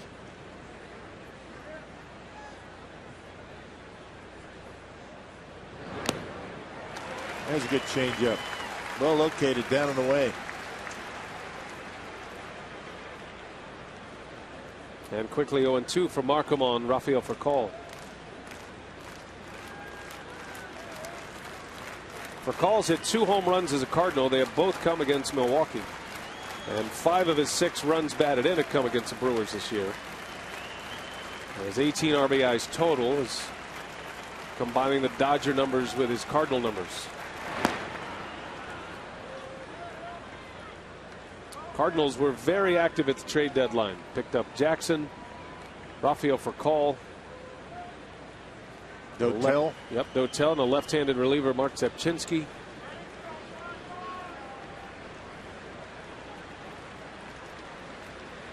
Jackson is on his game tonight through 5. He's put 5 innings on the board, no runs, and 3 Brewer hits, all hit singles.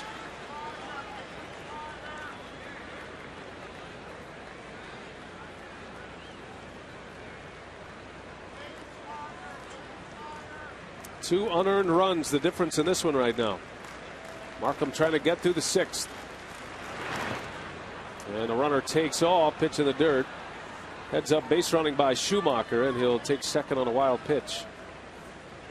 And ball sneaking away from Lucroy, able to keep it in front of him, but not close enough.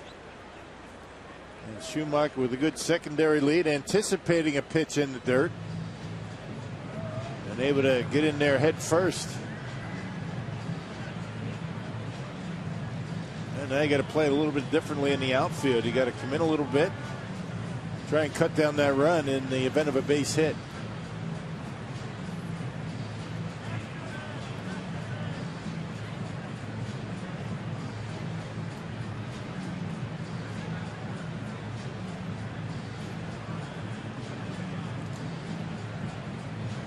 Brewers have been very careful with runners at second base tonight. A lot of changing of signs, I would imagine, is what the conversations are about. Lucroy's made a number of trips out there with a runner at second base. 2 balls, 2 strikes. 2 gone in the inning, and Furcal lays off. Able to check his swing. And now it's 3-2. Markham had him ahead in the count. Now he's behind. Cardinals have a couple of hits with runners in scoring position. One of them drove in a run, Jackson's. The other did not, Yadier Molina's. Both of those came last inning.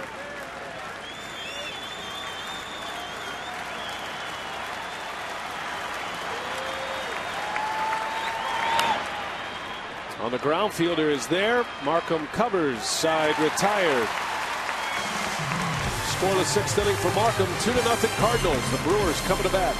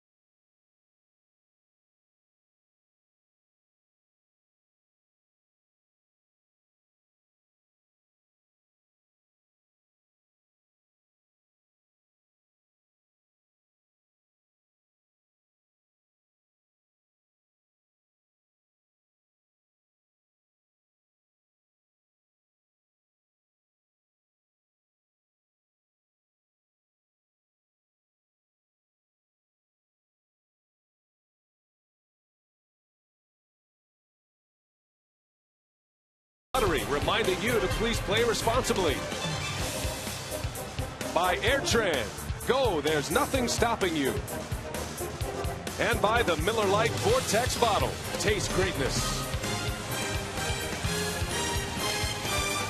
For just $18, see the Brew Crew and the Zoo. Get one Terrace Reserve ticket to select Brewers games and one 2011 adult admission ticket to the Milwaukee County Zoo, plus a voucher for a free Brew Crew and the Zoo t-shirt.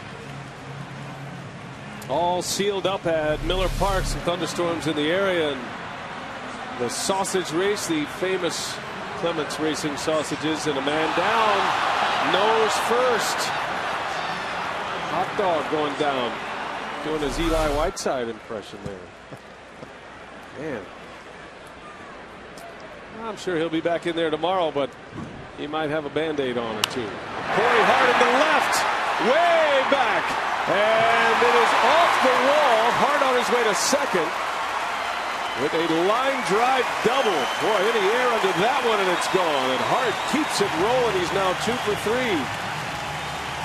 A frozen rope, and I'll tell you, Corey's seeing the baseball extremely well. He did strike out his last time up, but there's that that stayed up out over the plate. It was a hanger, and Corey centers on it nicely. You can see it right on the sweet spot and drives it high off of that left field fence. Good start to the 6th. Corey Hart safe at second, safe and secure. New York Life.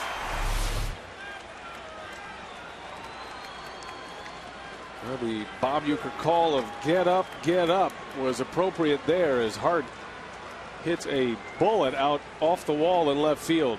Any elevation at all, it's way gone. That was the only question. Was he going to get up high enough to get out? Had a little bit of a hook on it. I think Corey just a little bit out in front, had a little top spin on it, and didn't get that back spin. You get that carry, and that's why it stayed in the yard. Hart is having a monster homestand. He's 2 for 3 tonight, 9 for 13 on the homestand. Morgan, right field, pretty well hit. Berkman looks up there. Oh, it's off the wall. The top of the wall. Here comes Hart, and he will score. Boy, Nigel Morgan gives one a ride. Well, he couldn't come any closer to back-to-back home runs. I thought that was out of here. Now it stayed in here. Niger running, able to get to second base. Now the big boy's coming up. Well, fastball up and in, and look at Niger, the way he almost jumps after that baseball, both feet off the ground, and nearly rides it on out of here to right. Oh, just at the top of the fence. A foot or so. He and Corey Hart both.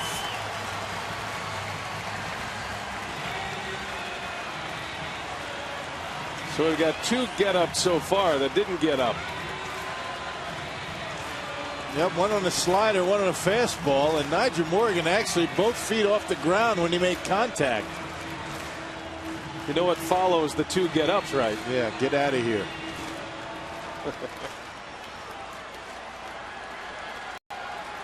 Tying run at second. Braun would love to get out of here with one. That would give the Brewers the lead.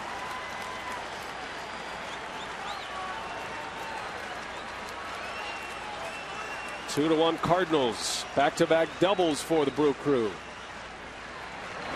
Braun takes a breaking ball strike. I'm sure I've seen it before, but I don't remember back-to-back balls off the top of the wall. Corey Hart and Nigel Morgan. Yeah, a couple of feet for both of them.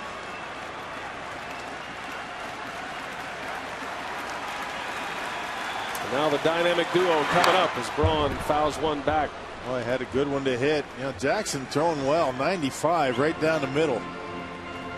Brawny found it straight back. He was on it, though.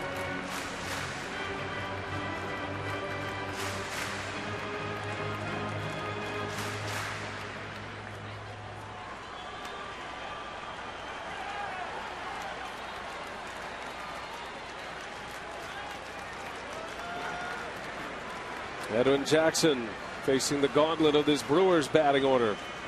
Braun at the plate, Fielder on deck. Tying run at second. Now Braun and Fielder among the best in the National League. You see where they rank in the National League.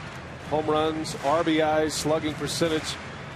The go-ahead RBIs is an interesting stat. Braun and Fielder both in the top 6 in the league. And those game-winning RBIs, they usually deliver in the clutch. Braun second in the league in hitting. Fielder leading the league in runs batted in. What would they do without either one of them? The 1-2 pitch. Braun on the ground to short for call. His only play is first. That'll advance Morgan to third base. Good base running by Niger. Right as soon as that ball was hit, he was on his way. Furcal thought about it for a second, but elected to take the shore out.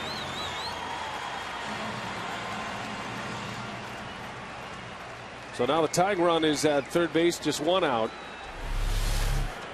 Ordinarily, you don't want to go in a ball that is right at you, and Furcal with a great arm, but he decides to go to first base. It's the benefit of speed on the base paths. Gives Fielder a chance to drive in a run without the benefit of a hit. 2-1 Cardinals. Fielder right off the end of the bat.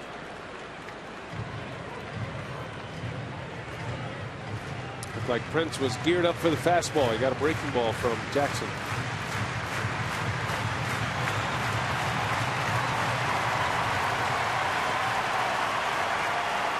Two line drives off the top of the wall. One in left by Hart, one in right by Morgan.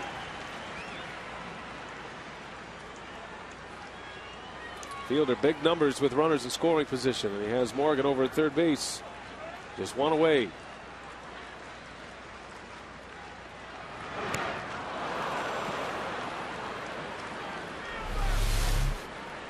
Well, if you don't anticipate, going right away, and Nigel Morgan was doing that, you're not going to be able to make that play. So because of that good heads-up base running, the Brewers in good shape to tie this one up. Jackson is 0-2 on Fielder. Morgan will be heads up for a pitch in the dirt here. As Prince strikes out, Jackson goes up the ladder, 96-mile-an-hour fastball, and Prince, the second out of the inning for Edwin Jackson. They have 3 pitches, and Jackson elevates the fastball and gets it right by Fielder. That's a big out for Jackson. Yeah, he reached back a little bit on that one. Back-to-back sliders, and got him on a high fastball. Third strikeout for Edwin Jackson. Prince is 0 for 3. Now Casey McGee with 2 away.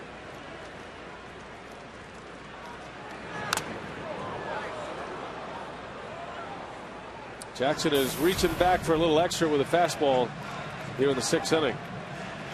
Yeah, one of his best tonight, 96. On that last one. No signs of fatigue for Jackson. He's only at 73 pitches.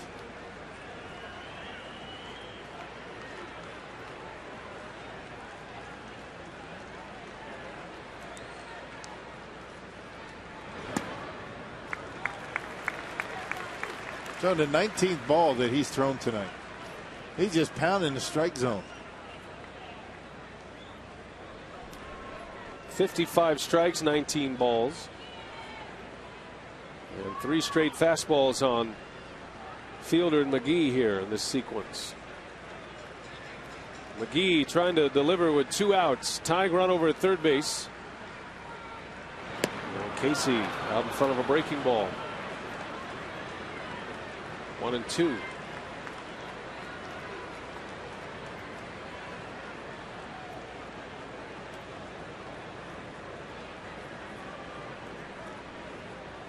Two doubles to start the inning. Morgan's drove in Hart. Jackson retires Braun and Fielder.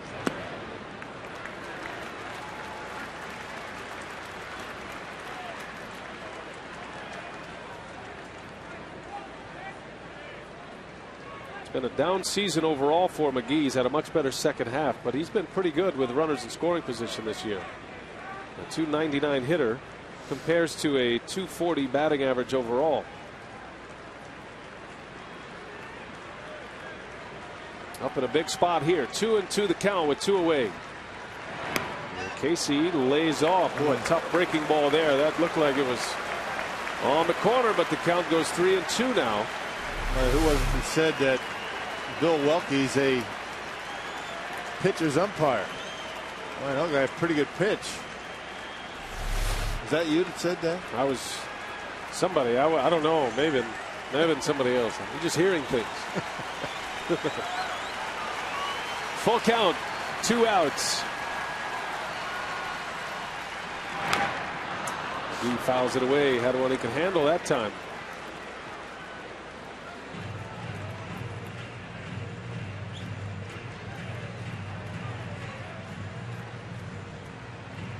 Some nasty breaking ball tonight. It's a very late breaking, sharp breaking slider that he's throwing, and he's throwing some of them at 88 miles an hour.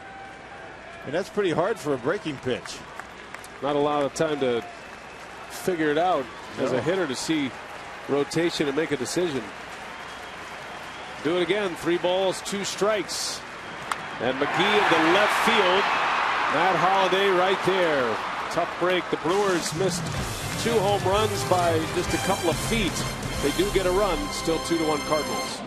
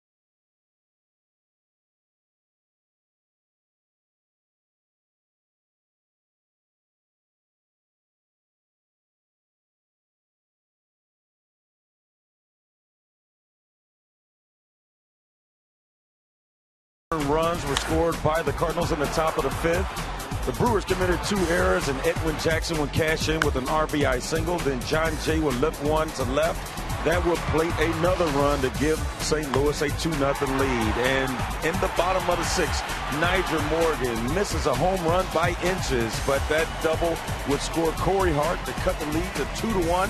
And that's where we stand here in the top of the 7th, B.A. All right, thanks a lot, Telly. Both pitchers working out of jams in this game. Edwin Jackson in the 6th inning. Sean Markham pitched around 2 errors in the 5th inning, giving up just 2 runs. Could have been a whole lot more damage for the Cardinals in the 5th. Markham bounced back with a scoreless 6th, and now he's on the mound for the 7th. And it's Yadier Molina to lead off.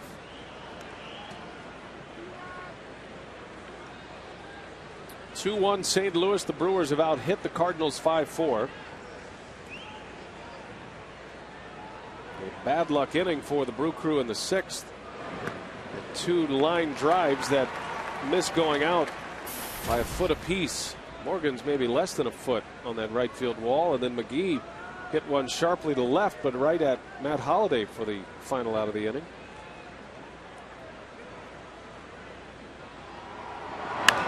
Molina to third. Casey backhands it.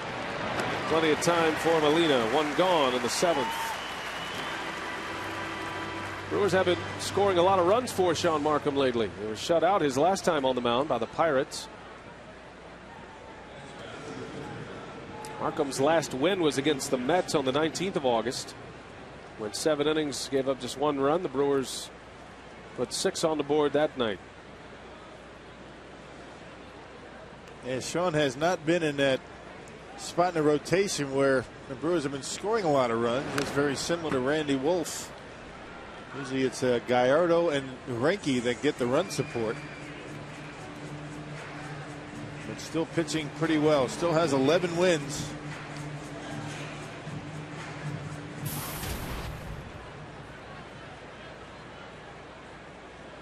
Edwin Jackson, an RBI single his last time up. Markham had a stretch in July. He won 3 consecutive starts. 2 of those on the road. He's been a much better pitcher on the road. He's been good both home and road, but dominant on the road. Yeah, 6-3, a .250 earned run average in 14 road starts this year.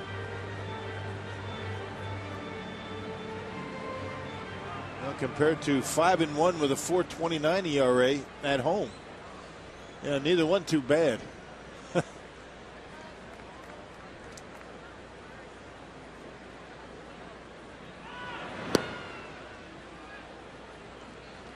Markham had made 1 career start at Miller Park prior to becoming a Brewer. That was as a member of the Blue Jays back in '08, an interleague series. As Jackson is rung up. Markham spins one on the inside corner, and 2 up, 2 down for the right-hander. Hey, on Saturday, September 3rd, college football comes to FX as Charles Davis, Gus Johnson bring you all the action beginning in Norman, Oklahoma, where the #1 ranked Sooners host upset-minded in-state rival Tulsa. FX College Football Game of the Week presented by Russell Athletic begins Saturday, September 3rd, 8 Eastern, 7 Central in high definition only on FX. Be sure to go to foxsports.com to check out Charles Davis's preseason power rankings. It's a good man there, Charles Davis. Looking forward to listening to him again on college football.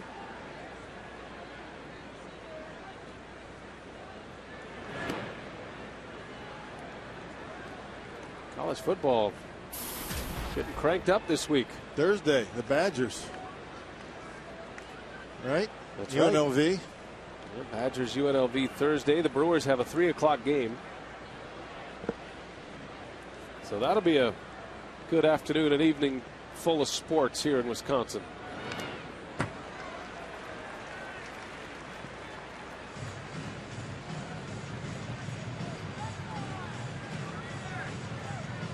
John Jay with 2 away.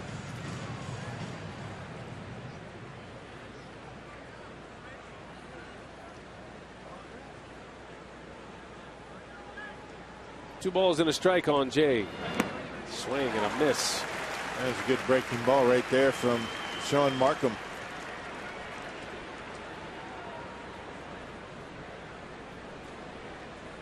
That's a classy look. That is classy. Yes, it is. What does that fit in? I mean, he could be a conductor. He's got his top hat on. It's nice.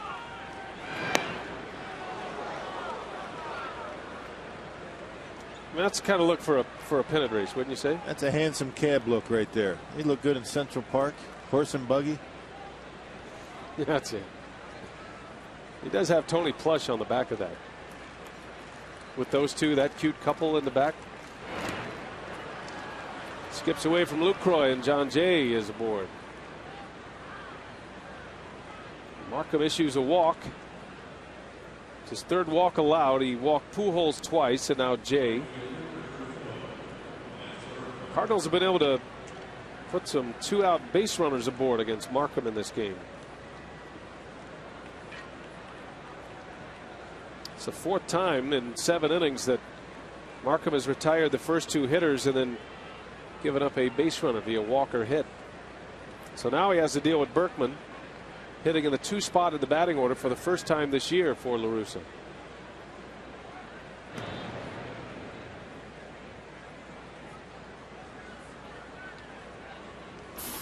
Berkman was a big out for Markham in the 5th. And 2 on, 1 out. Berkman on the first pitch popped up into foul territory.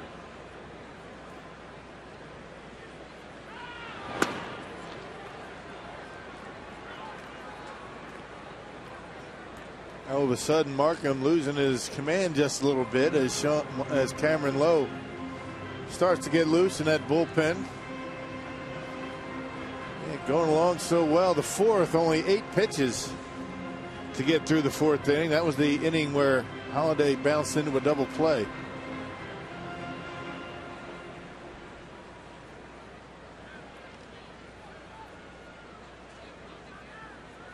Dangerous hitter Lance Berkman at the plate. 30 homers, 81 driven in. Cardinals RBI leader. Been a lot of news around the Cardinals and Lance Berkman that the Texas Rangers have interest in Berkman in a trade. As we mentioned earlier in this game, Berkman cleared waivers, so he is available to be traded by the Cardinals. But no team would make a trade for Berkman after Thursday because you have to be on the roster to be eligible for the playoffs by Thursday. So it's coming down to the last couple of days. Lance Berkman had a quote saying he didn't think a trade was going to happen this year. Well, he's a free agent at the end of the year, so whatever team gets him would only have him for a month. Berkman traded last year from the Astros to the Yankees.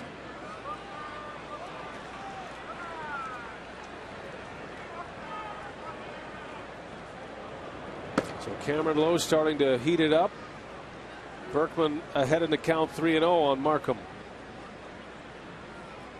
And you figure he's going to get the green light here. I mean, Lance Berkman, 30 home runs. Be careful.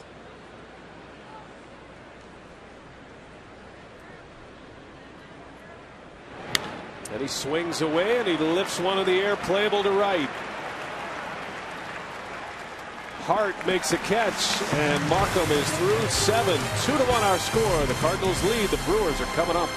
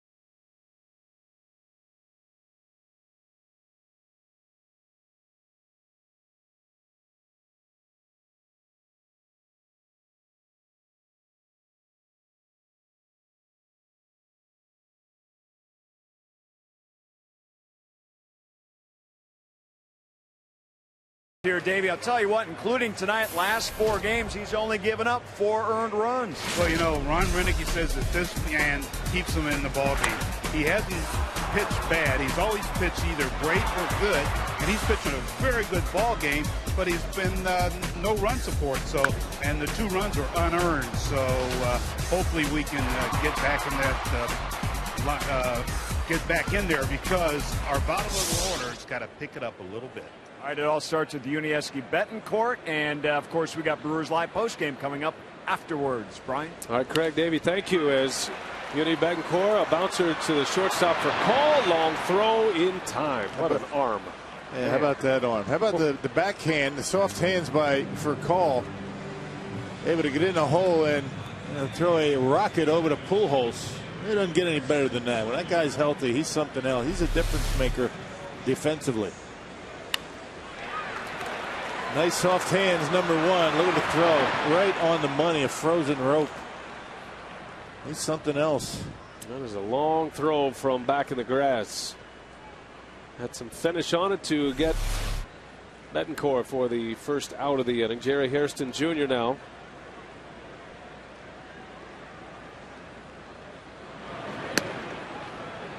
Well, Jackson's pitch count is in great shape. The Achilles heel of the Cardinals has been their bullpen. At this point, Jackson is pitching like he wants to finish this game. Only has 81 pitches. Well, he's got a 3-to-1 strike to ball ratio tonight. I mean, that's tremendous for a guy that has a lot of the time struggled with his command. Has not walked a batter tonight. 82 pitches and 60 of them for strikes. Taylor Green with a bat in his hands. We might see him make his major league debut in this inning. Brewers need a base runner for the pitcher spot to come up. Hairston singled off Jackson in the 5th inning. One of the 5 Brewer hits. Brewers got back-to-back doubles from Hart and Morgan in the 6th inning. Morgan driving in Hart. A couple of narrow misses, though. Hart banged off the left field wall at the top of the wall, and Nigel Morgan banged one off the top of the right field wall.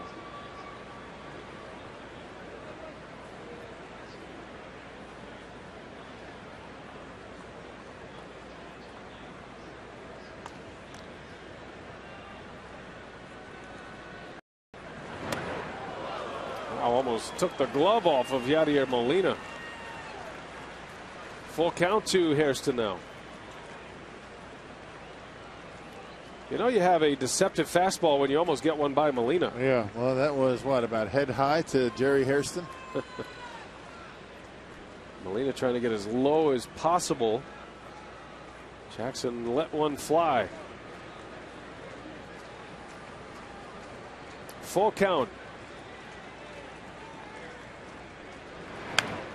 Hairston, a little flare for call, is back, cannot get it. A base hit for Jerry Hairston, his 2nd hit of the game against Edwin Jackson. You get one out of Foucault's reach, you've done a pretty good job.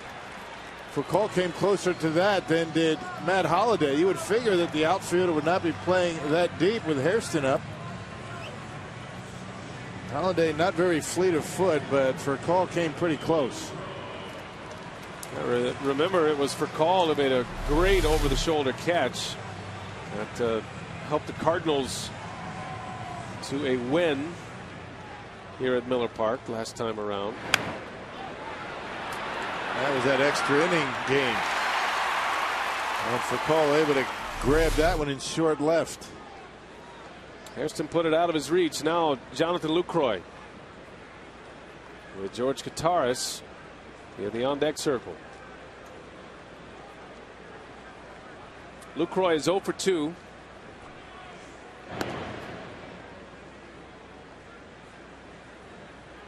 If nothing else, the Brewers would like an extended inning here with Edwin Jackson.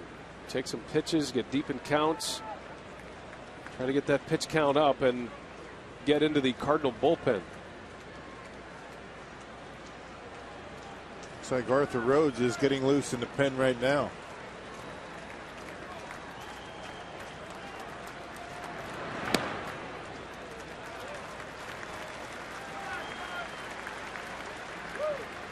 See if Ron Renicky wants to put a play on here, maybe a hit and run, get something going, move that infield around a little bit. Yeah, the way Jackson has been throwing strikes, you figure he's going to throw one here.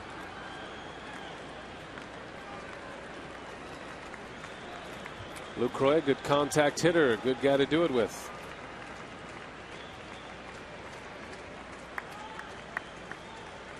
Brewers down a run, home 7th. And Lucroy takes a strike. Fastball on the outside corner.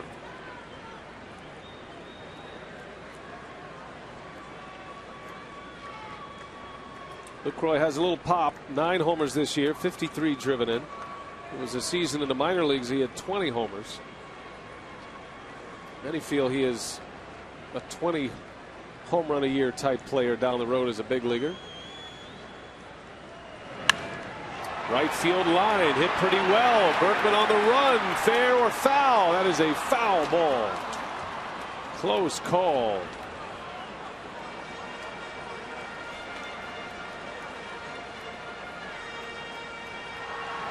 Some narrow misses tonight for the Brewers. Yeah, they've hit some balls hard.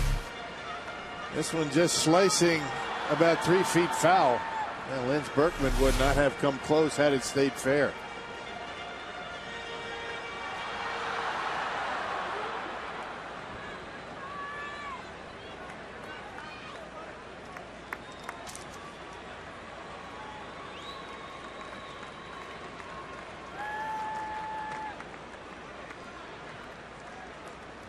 Ball and 2 strikes on Lucroy.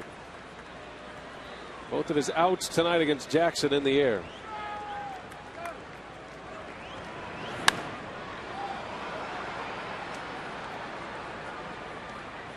That's one thing Dale Swaim likes about Lucroy, the fact that he will use right field. He's a good hitter deep in a count, and when he gets behind an account, sees the breaking ball well. Lucroy's done a lot of damage this year on breaking balls behind an account. Pretty much the only ones he's going to pull. When he's down an account, fastballs, he's normally thinking about going to the opposite field.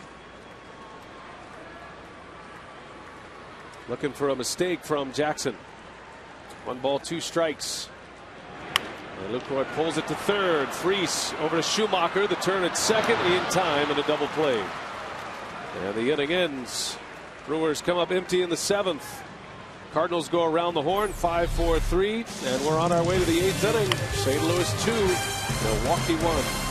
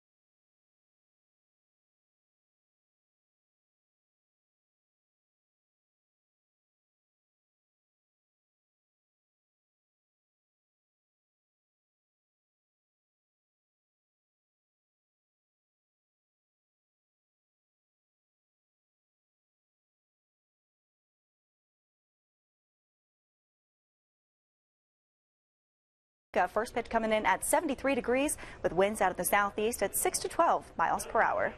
All right, Valerie, thank you. Looks like a good day tomorrow for a little baseball. Miller Lite, what's on tap? The Brewers and the Cardinals. 6:30 is airtime tomorrow with Brewers Live. And then no Thursday. That's a 2:30 airtime. First pitch just after 3 o'clock. Special start time to wrap up the homestand.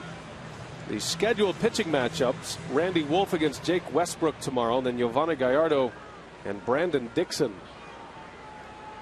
on Thursday, subject to change, of course.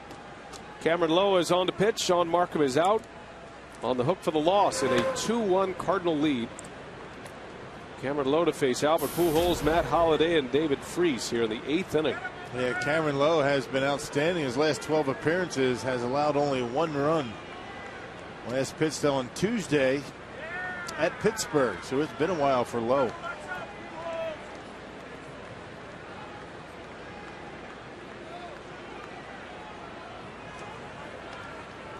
Waiting for, it seems like an emergency vehicle on the concourse in right. That's what they're waiting on. Distracted Pujols.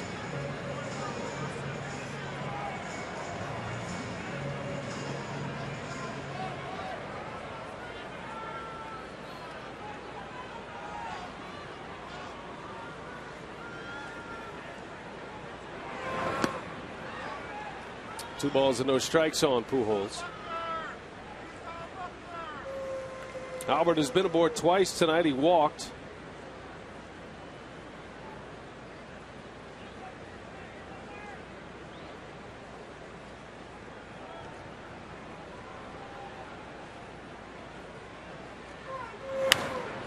Bouncing ball, that is a foul ball. And 2-1 is the count. Got an update from Fenway Park in Boston. The Yankees lead the Red Sox 5-2. Yankees are trailing the Red Sox in the American League East by a game and a half. So a big series. Excuse me, in Boston. Yankees with the early lead. Those games take a while there at Fenway Park with the Red Sox and the Yankees. Yeah, very patient hitters, both the Red Sox and Yankees. CC Sabathia and John Lackey, the starting pitching matchup. It's kind of an anticlimactic series, though. I mean, divisional race, because they're both going to make the postseason. You don't get the sense there's any sense of urgency in that division race. Tampa Bay is 7.5 back of the Yankees in the wild card race. This is what the divisions look like right now. The Diamondbacks are hot. Arizona has won 7 in a row, 5-game lead over the Giants. Pujols pulls one left field. That is going to be foul. Hit a ton.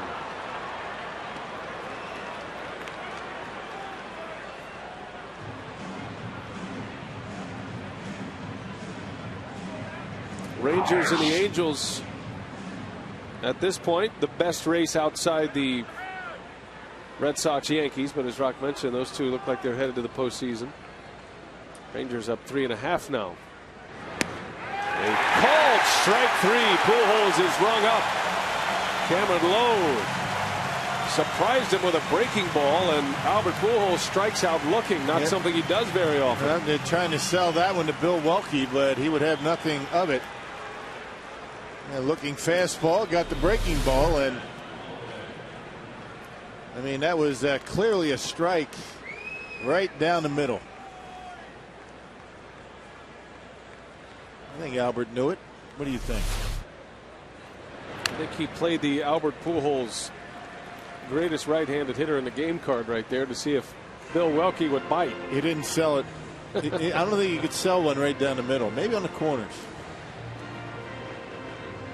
If Pujols hits that pitch out of the ballpark, you say you can't hang a curveball to Albert Pujols, but it was almost like Lowe's curveball, obviously not what Pujols was looking for, but I've seen a lot more of those, what is perceived as a hanging curveball, get the called strike 3. That seems to be a pitch in vogue this year a lot. Yeah. That was a pretty good one. I mean, it's got a big break on it. It looks like it might hang as it goes across home plate, but then that pitch right there is down in the zone. Morgan going back, and he's got it just in front of the wall. He was very deep to start. And Holiday is retired for the second out. That's a pretty strong man up there at the plate, isn't it? That ball was on the end of the bat. And he almost knocked it out of here. Same pitch that he threw to Albert. That time was even better on the corner. And Holiday nearly hit a home run.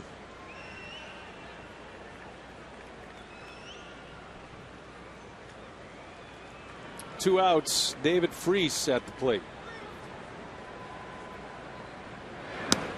Strike. Looking ahead to the bottom of the 8th inning, the Brewers will have the pitcher spot due up, a pinch hitter off the bench.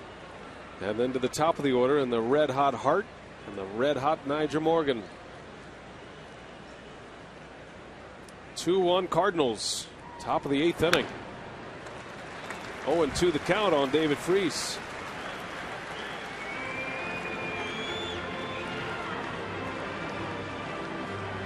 Cameron Lowe carried a heavy burden through the first half of the season. Takashi Saito injured, LaTroy Hawkins injured. And it didn't have K-Ron. And in more of a familiar, spot for Cam Lowe. More of a setup role. Lowe held serve through that first half, keeping the Brewers in the picture in the bullpen. 1-2 and a swing and a miss. Cameron Lowe gets another out on a breaking ball. This time a strikeout to end the eighth. Brewers coming up, down a run.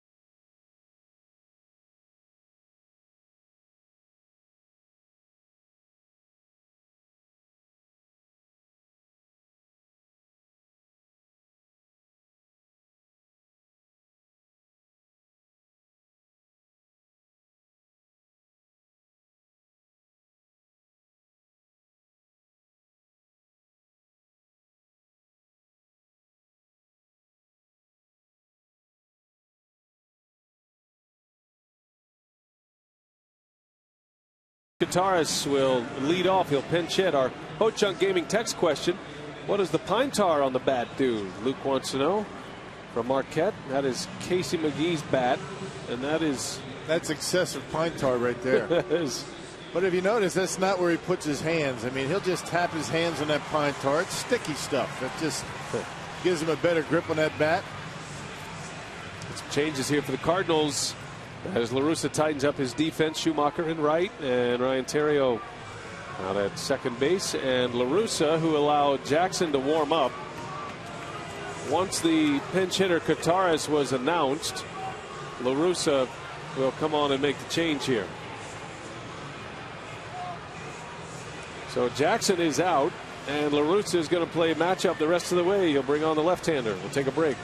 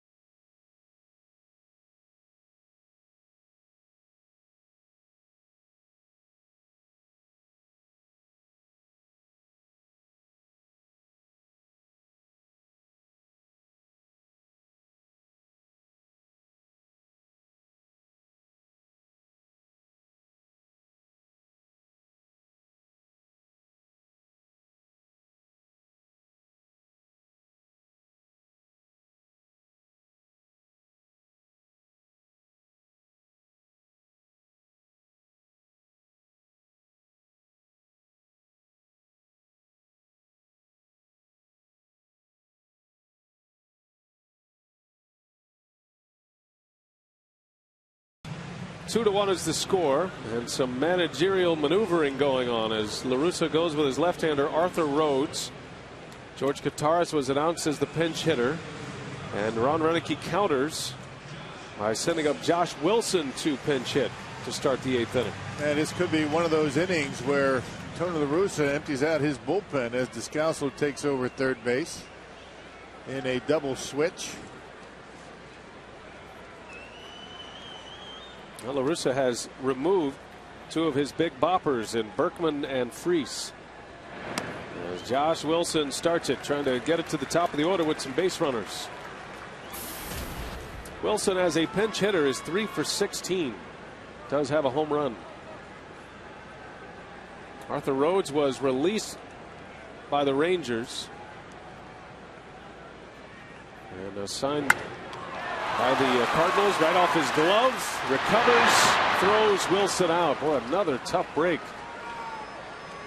It's kind of the way the night's been going from Milwaukee. Yeah, some hard hit baseballs and right at defenders, and here comes Tony La Russa as predicted.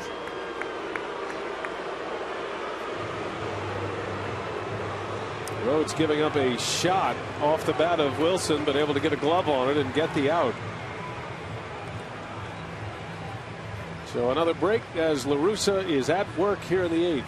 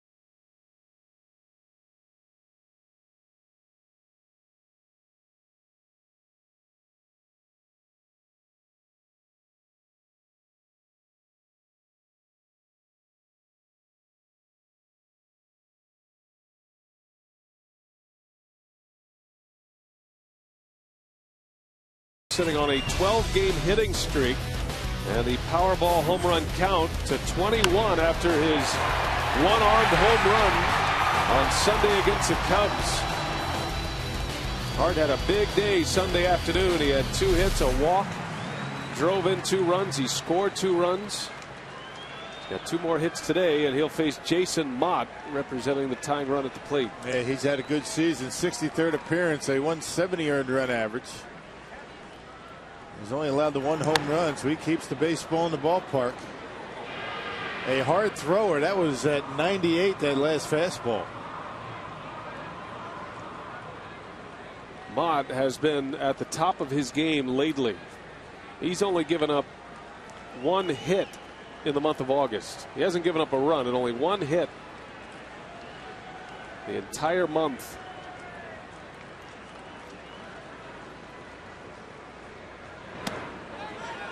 I'll ask if he went. No, he didn't, says Tim Cheetah. 1 ball, 1 strike to count on Corey Hart. Edwin Jackson's line tonight, 7 innings, just 1 earned run. He's in line for the win. No walks tonight from Jackson. Yeah, continues to pitch well. He was throwing hard tonight.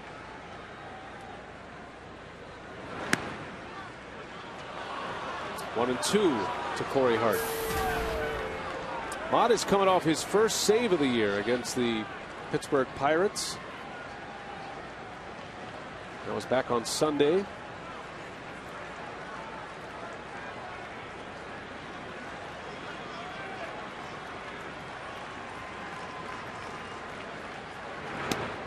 Got him.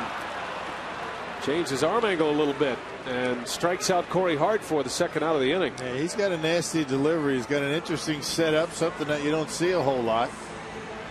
Actually has his back facing the hitter. And he's able to catch the outside corner with that pitch. Some type of a cut fastball at 93 miles an hour. Just zipped it in there. The new look Jason Mott. Cardinals have been waiting for Mott to emerge as a back of the bullpen type pitcher. He's always had the big power. Command has been his trouble in the past, but he's having a great year this year. He's put it all together. Nigel Morgan at the plate, presented by Wendy's. 2 hits. He missed a game-tying home run by less than a foot in the 6th inning. It was an RBI double. Responsible for the only run of the night for the Brewers.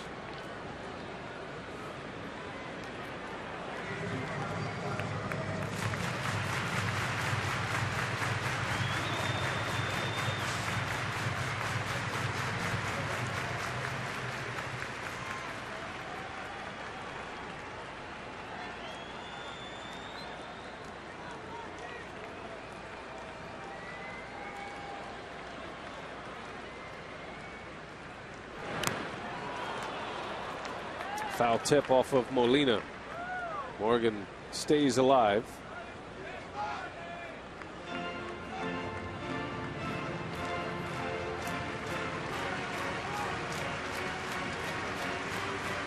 "17 games for Jason Mott out of the bullpen.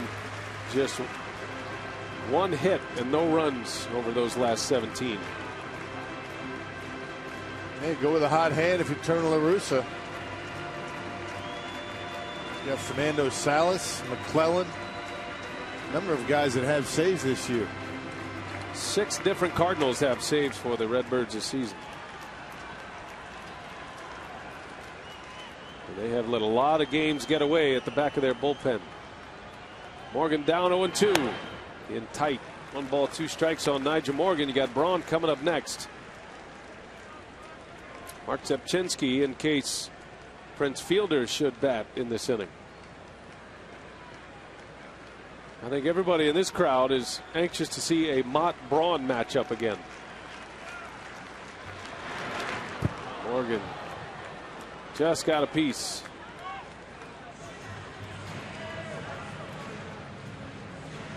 Yadier Molina thought that ball was missed. He went back and got it off the backstop, and umpire Bill Welke right away called a foul ball.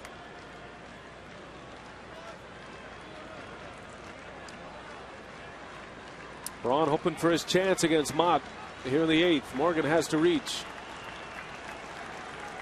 2-1 Cardinals.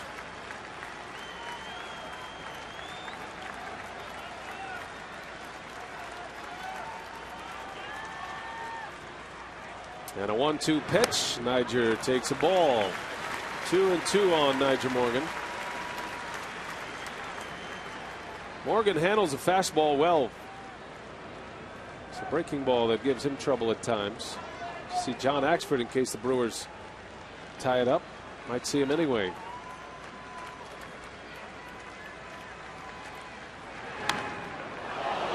Again, Mott drops down to that 3/4 delivery. Rock, I don't remember seeing that from Mott until this series. Yeah, not sure why he does it against lefties. It's very effective against right-handed batters. Left-handers pick the ball up pretty well, and the right-hander drops down like that.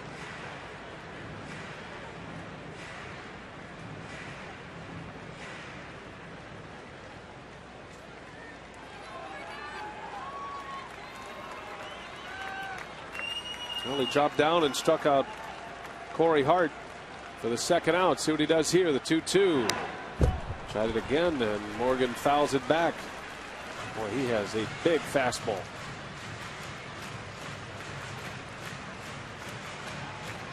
Hittable when he can get it down in his zone, but Mott's been elevating it a bit, trying to keep it upstairs on Morgan. And Niger able to get a piece of it. Everything up in the zone. Look at the cluster on the Fox tracks. And Morgan into center field, a base hit. He got a fastball he could handle. Yep, got it down. Niger Morgan with 3 hits. And here comes Ryan Braun.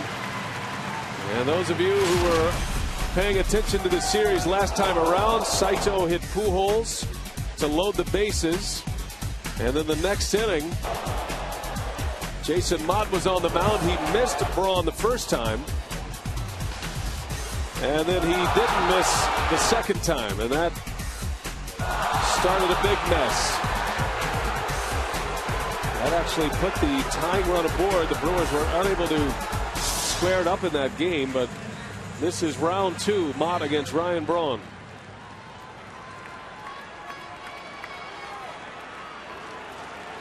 (2-1) Cardinals. Braun could give the Brewers the lead.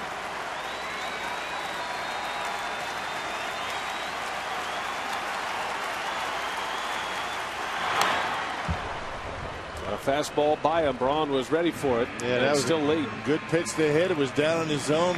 Ryan fouled it straight back. Those are the fastballs that you need to take advantage of. Those pitches below the belt. That's what Niger Morgan got for his base hit. Those ones that he gets above the belt, those are the tough ones to center up on. That was some kind of at bat by Morgan. Down 0-2 to come up with a single, giving Braun a chance. Sellout crowd on their feet. Back up there, and it's 0-2. Yeah, that's the one you have to lay off of. That high fastball in the upper 90s.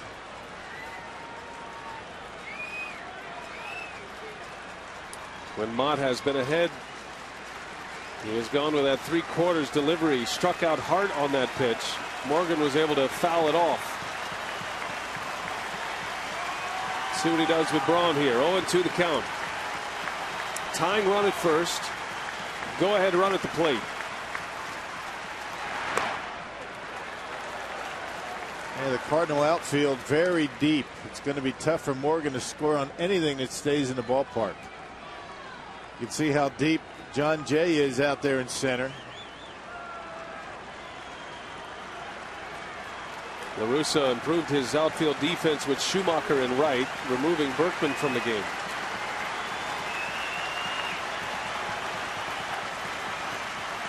Ryan Braun in a big spot. Brewers down a run.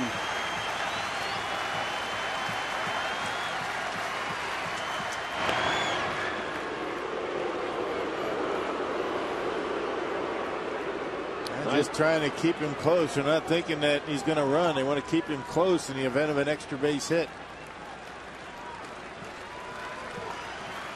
Niger had a stolen base in the 4th inning.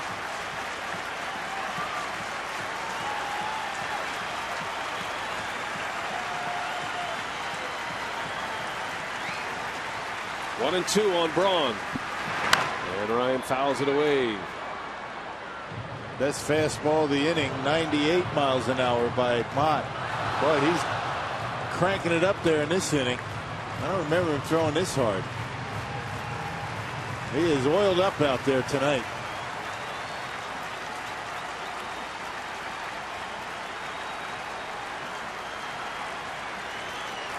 The way the Brewers have been playing at home, you almost expect success in a spot like this.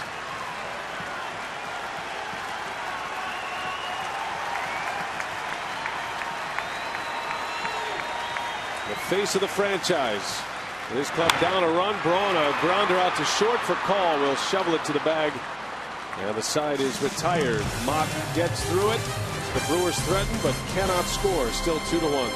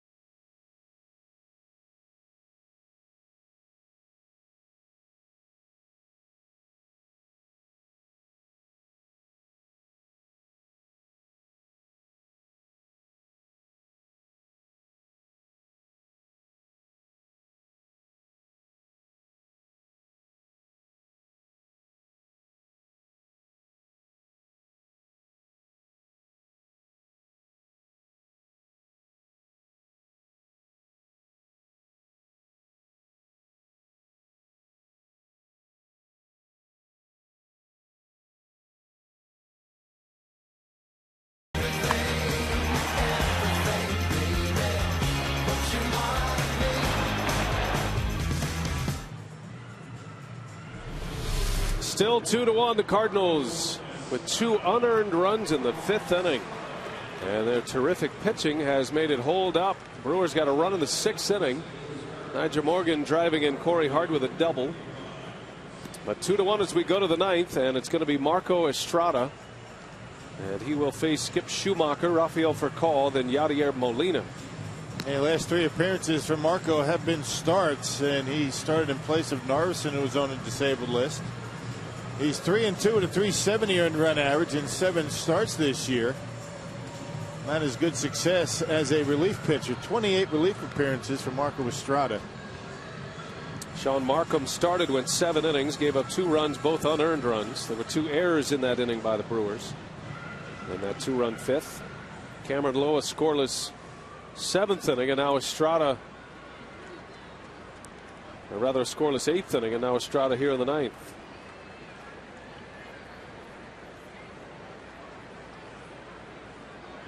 Brewers with a 10.5 game lead in the division. The Cardinals have not gained ground on the Brewers, whether they've been leading in the division or behind, since the 23rd of July. They've either stayed the same or lost ground to Milwaukee. 23rd of July. Yeah. This is the 30th of August. That is an unbelievable run not to have picked up any space, as that one's hit hard right field, and that will hook foul. I don't think anybody in the division has made any ground on the Brewers. I mean, as well as they've been playing. Incredible stretch, a historic stretch for Milwaukee. And while the Brewers have been winning just about every night, the Cardinals have been playing .500 baseball. Cardinals were able to pick up a half game here or there on days when the Brewers were off. The Cardinals were in action. With that full game coverage.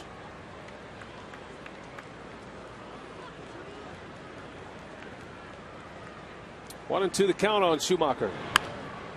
And a foul out of play. Well, you go back to July 26th, the Brewers were looking up in the division, starting a series with the Cubs. 32 days later, a 10.5 game lead as Schumacher bounces one over to Hairston. And there's out number 1.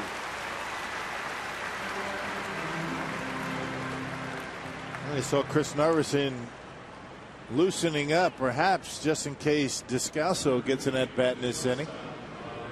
Descalso went on a double switch. He's a left-handed batter, and he's batting in the number 9 spot. You would figure it's going to take Narveson a little bit longer to get loose than most relievers. Used to being in that starting rotation, and he will return to the starting rotation on September 3rd in Houston. Narveson said before the game, if he doesn't get in a game, he'll typically stay late and throw a bullpen just to keep his arm strength up, treat it like a between starts side session. So he's ready to come into a game, and once the game ends and he's not in it, every other day he'll throw a bullpen.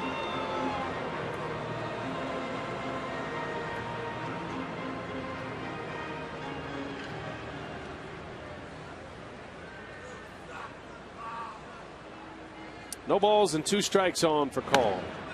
Estrada misses up and away. And Narveson got to figure out a way to keep that momentum. I mean, he's been throwing the baseball pretty well, and got to keep the arm strength up. It's not easy to do. Swing and a miss. Beautiful changeup from Estrada. For call, a strikeout victim. 2 gone in the inning. Yeah, good movement going away from Furcal. Watch this pitch move. And it starts in the outer half, ends up about 2 inches off the outside corner, and Furcal tried to pull it.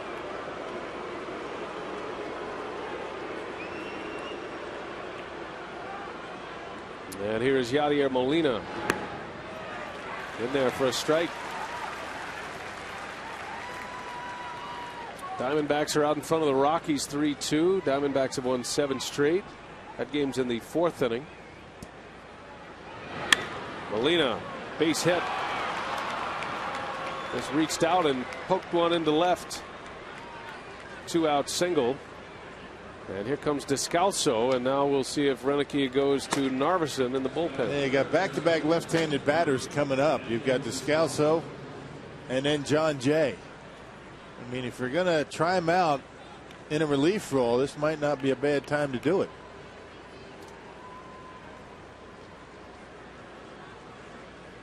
Well, Renicky is going to stick with Estrada.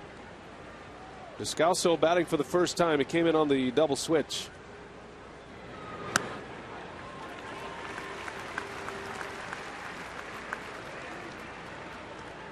Looking ahead to the Brewer bottom of the ninth, you've got Fielder, McGee, and Betancourt due up. 4, 5, and 6. At this point, down a run. Estrada trying to keep it that way. And a base hit to right. So now the Cardinals threatening with 2 outs. Back-to-back hits. And back to the top of the order, John Jay. Well, the problem you have now is if you bring Narveson in for the left-hander Jay, and who are you going to have in there for Pujols and Holiday? One of the reasons why Ron Renicky feels as though a situational left-hander can really eat up your bullpen throughout a night. Does not look like he's going to go to him because he'd rather have Marco Estrada should John Jay reach. He'd rather have Marco in there for Pujols. 2 outs. Here is Jay. A good block by Lucroy. Actually got Terrio on deck and then Albert Pujols.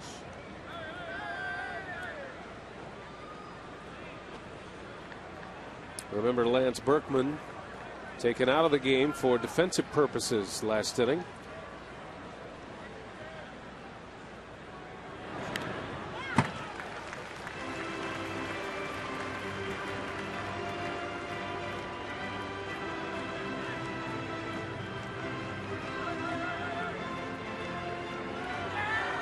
Couple of finals in from contenders. The Phillies 9-0. They beat the Reds. Shut them out behind Roy Halladay, who's 16-5. Nationals beat the Braves tonight 9-2.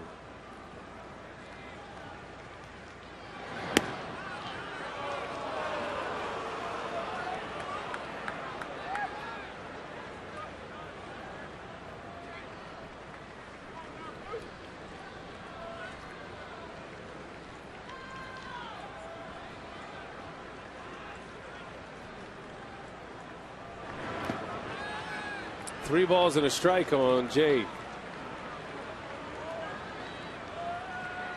Estrada got the first 2 outs quickly. And looked good doing it, didn't he? And strike out for call. That changeup, outstanding pitch. It's a big hitter for Estrada and the Brewers. 2 on, 2 out, and a hitter's count to Jay. The 3-1 slap foul, a fastball. Estrada's got enough fastball to get it by a hitter, along with that great changeup of his. Man, he surprises you with his velocity. 92, 91. Runners are going to get a head start here. Molina at second, Descalso at first. They take off, and Jay draws the walk. Boy, all of this with 2 outs. Estrada in a jam here. And Rick Kranitz on his way out. They tried to get him with a changeup and not able to throw it for a strike.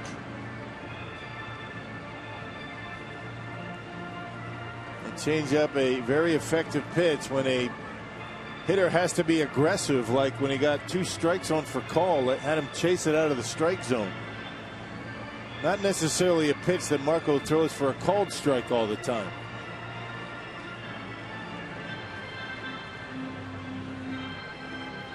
Two quick outs, 2 singles and a walk.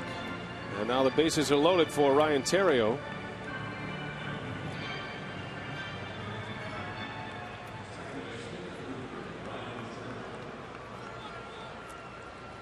Two to 1 Cardinals. Terrio batting for the first time.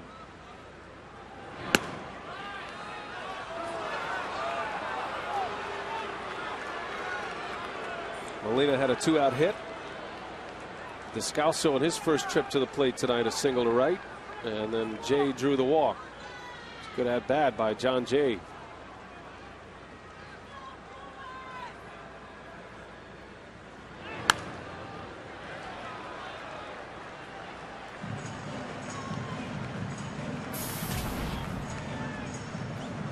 Terrio was the Cardinals' starting shortstop most of the first half and on into the second half until they acquired for Call at the trade deadline. Playing time has been cut short. When he does play, he usually plays second base. And just can't throw that changeup in a spot where he's able to get a swing on it.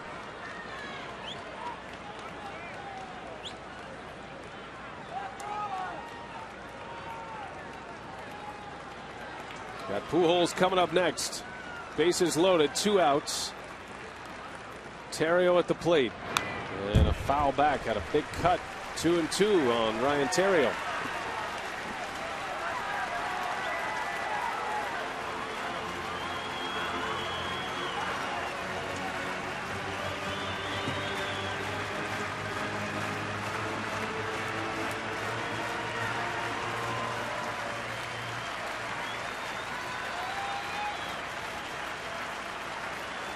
Ready for the 2-2. Terrio, a shot, and it's knocked down. Hairston to the bag at second in time. They get the out at second base. Inning over. Still 2-1 Cardinals, and the big man will lead off when we come back to the bottom of the ninth.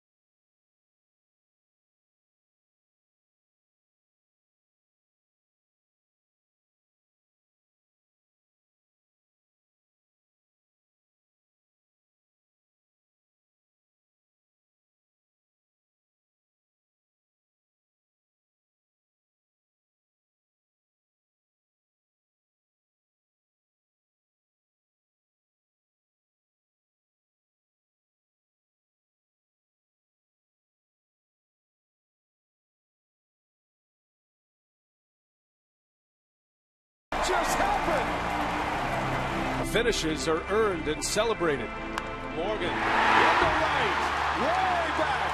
Here comes Contreras, and that is your ball game. It's the last word, the closing act, the final step, the whole point. We don't remember the start. We never forget the finish. Kotsay, base hit center field.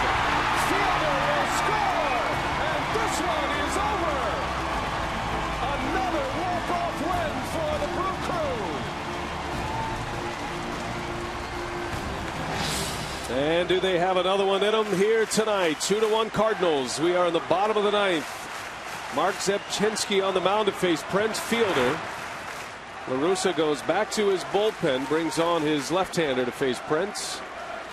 Yeah, excellent numbers since the Cardinals picked him up in game number 12.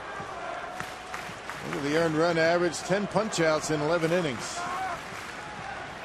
Tying run at the plate for the Brewers again with Fielder always in scoring position at home plate. It looks like it might be just 1 and out for Zipchinski.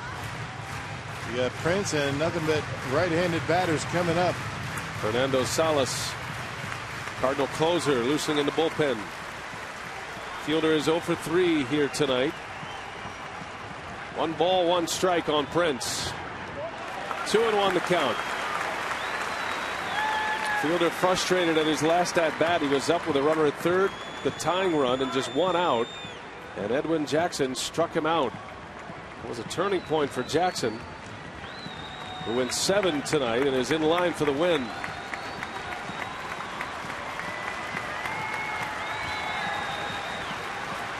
Two-1 Cardinals. Here comes the 2-1 pitch. Cut it a miss. Fielder had a big swing. 2-2. Kind of a herky-jerky delivery for Zipchinski, making him very tough on lefties. Kept that fastball down on Fielder that time. Casey McGee next, then Betancourt. 2-2 on the way. Fielder lays off. 3-2 the count. With a mindset of a left-hander in to face 1 batter in a 3-2 count.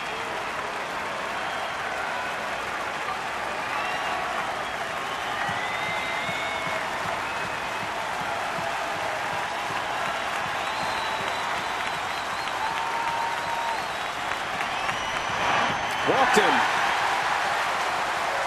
There's the tying run. Fielder lays off a breaking ball. Yeah, good job by Prince staying patient, and here comes La Russa. And he's going to bring in his closer. So Zipchinski not able to get the job done. The Brewers have the tying run at first base.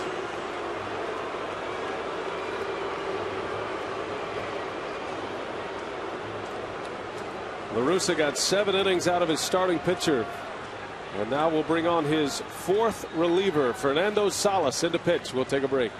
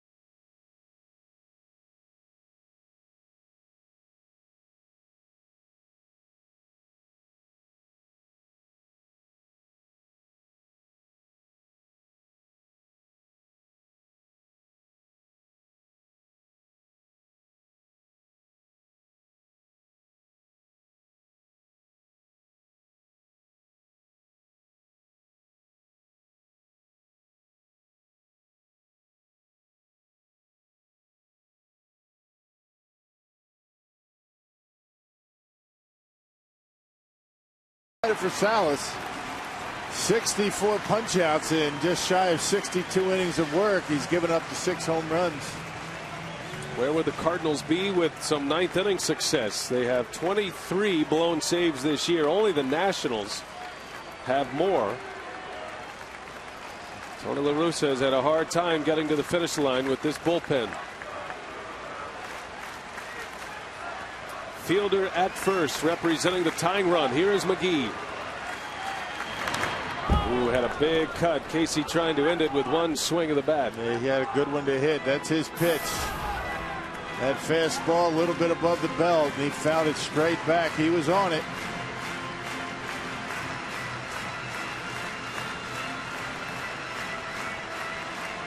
blown save story individually for the Cardinals.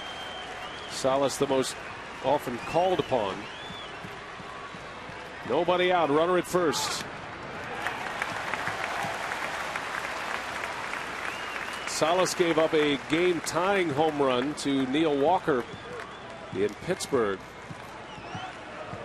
That was back on August 16th, and then he had a blown save that ended in a loss against the Dodgers on August 22nd. His last save was against the Brewers. The breaking ball missed. 2 balls and a strike. Good take by Casey. He figures going to come with a fastball here. Salas has only got 16 walks this year to go along with those 64 strikeouts, but so you figure he's going to throw a strike right here.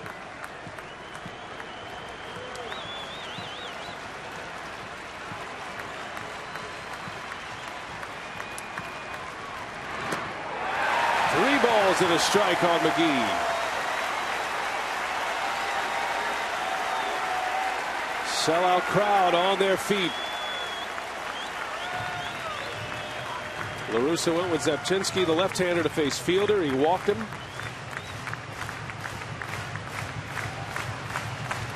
Another call to the pen for Fernando Salas. Tying run at first. Winning run at the plate. 3-1. And Casey takes ball 4. First and second. Now the winning run is aboard. Nobody out in the 9th inning for Betancourt. Now let's see if Betancourt is going to be asked to drop down a bunt. Eliminate the double play. You get 2 men in scoring position.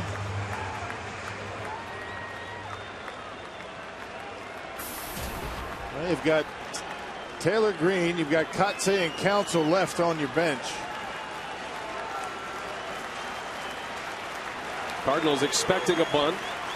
Betancourt squares, drops it down, third base, foul. Uni does not have a sacrifice bunt this season. And not the greatest of speed on the bases for Milwaukee. This is where you might see a September call-up come in handy. Maybe a guy that can be a pinch runner.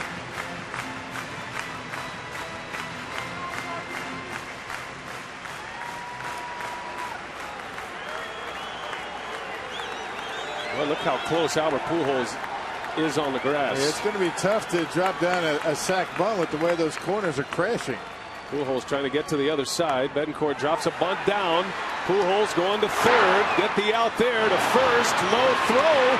And safe is the call. Juggled by Theriot. I tell you, it would have been near impossible to drop down a bunt and be successful in advancing the base runners. The way those corners were crashing. I think that ball hit Betancourt's hand. So while Roger Kaplinger tends to Betancourt, boy, look at his hand around the bat. Yeah, it did. It never hit the bat. It hit his hand. It hit his fingers, and it bunted it in fair territory. Now look at the throw from third base. First base umpire saying he bobbled it. He ended up grabbing it, but no argument from Theriot. That was a good job by Theriot just to keep that ball in front. That ball goes down in the corner. Casey McGee's going to be running a while. Watch it hit the fingers. Bingo, right on the fingers of Betancourt. Never got the bat. And that's why it took him so long to get out of the box. Saw Nigel Morgan break his finger on a similar play earlier this year. Well, so Betancourt unable to get the bunt down, but no double play turn. It's first and second with 1 out. Craig Counsell is going to come on to run for McGee.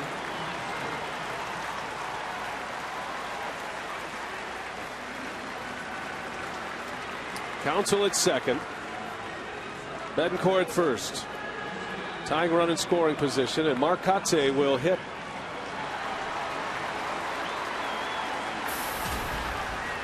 Kotze in for Jerry Hairston Jr. Yeah, 1 left on the bench for Ron Renneke. That's Green.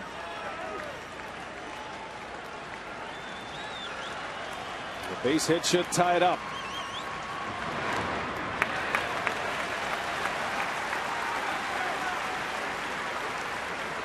Kotze hitting .290 this year as a pinch hitter. He has been good in spots like this.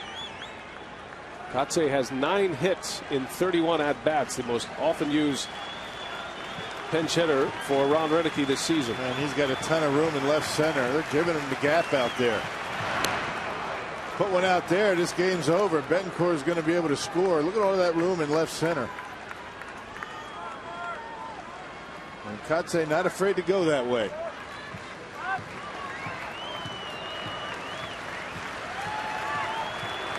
Two on, one out. Tying run at second. Winning run at first. Kotze a bouncing ball. Chance to end the game here. 4-6-3 double play. And the Cardinals win it. Brewers unable to execute. Cannot get the bunt down. And a double play ends the ball game. The St. Louis Cardinals have won the opener 2-1. Edwin Jackson, our Menards player of the game. He goes 7 innings. Only allowing 1 earned run. He goes to 4-2 in the National League, and now an 11-game winner between both leagues this year. 2-1 the final score. Jackson beats Markham. Much more still to come on this one. Craig Kashawn, what do you have coming up on Brewers Live? Well, I'll tell you.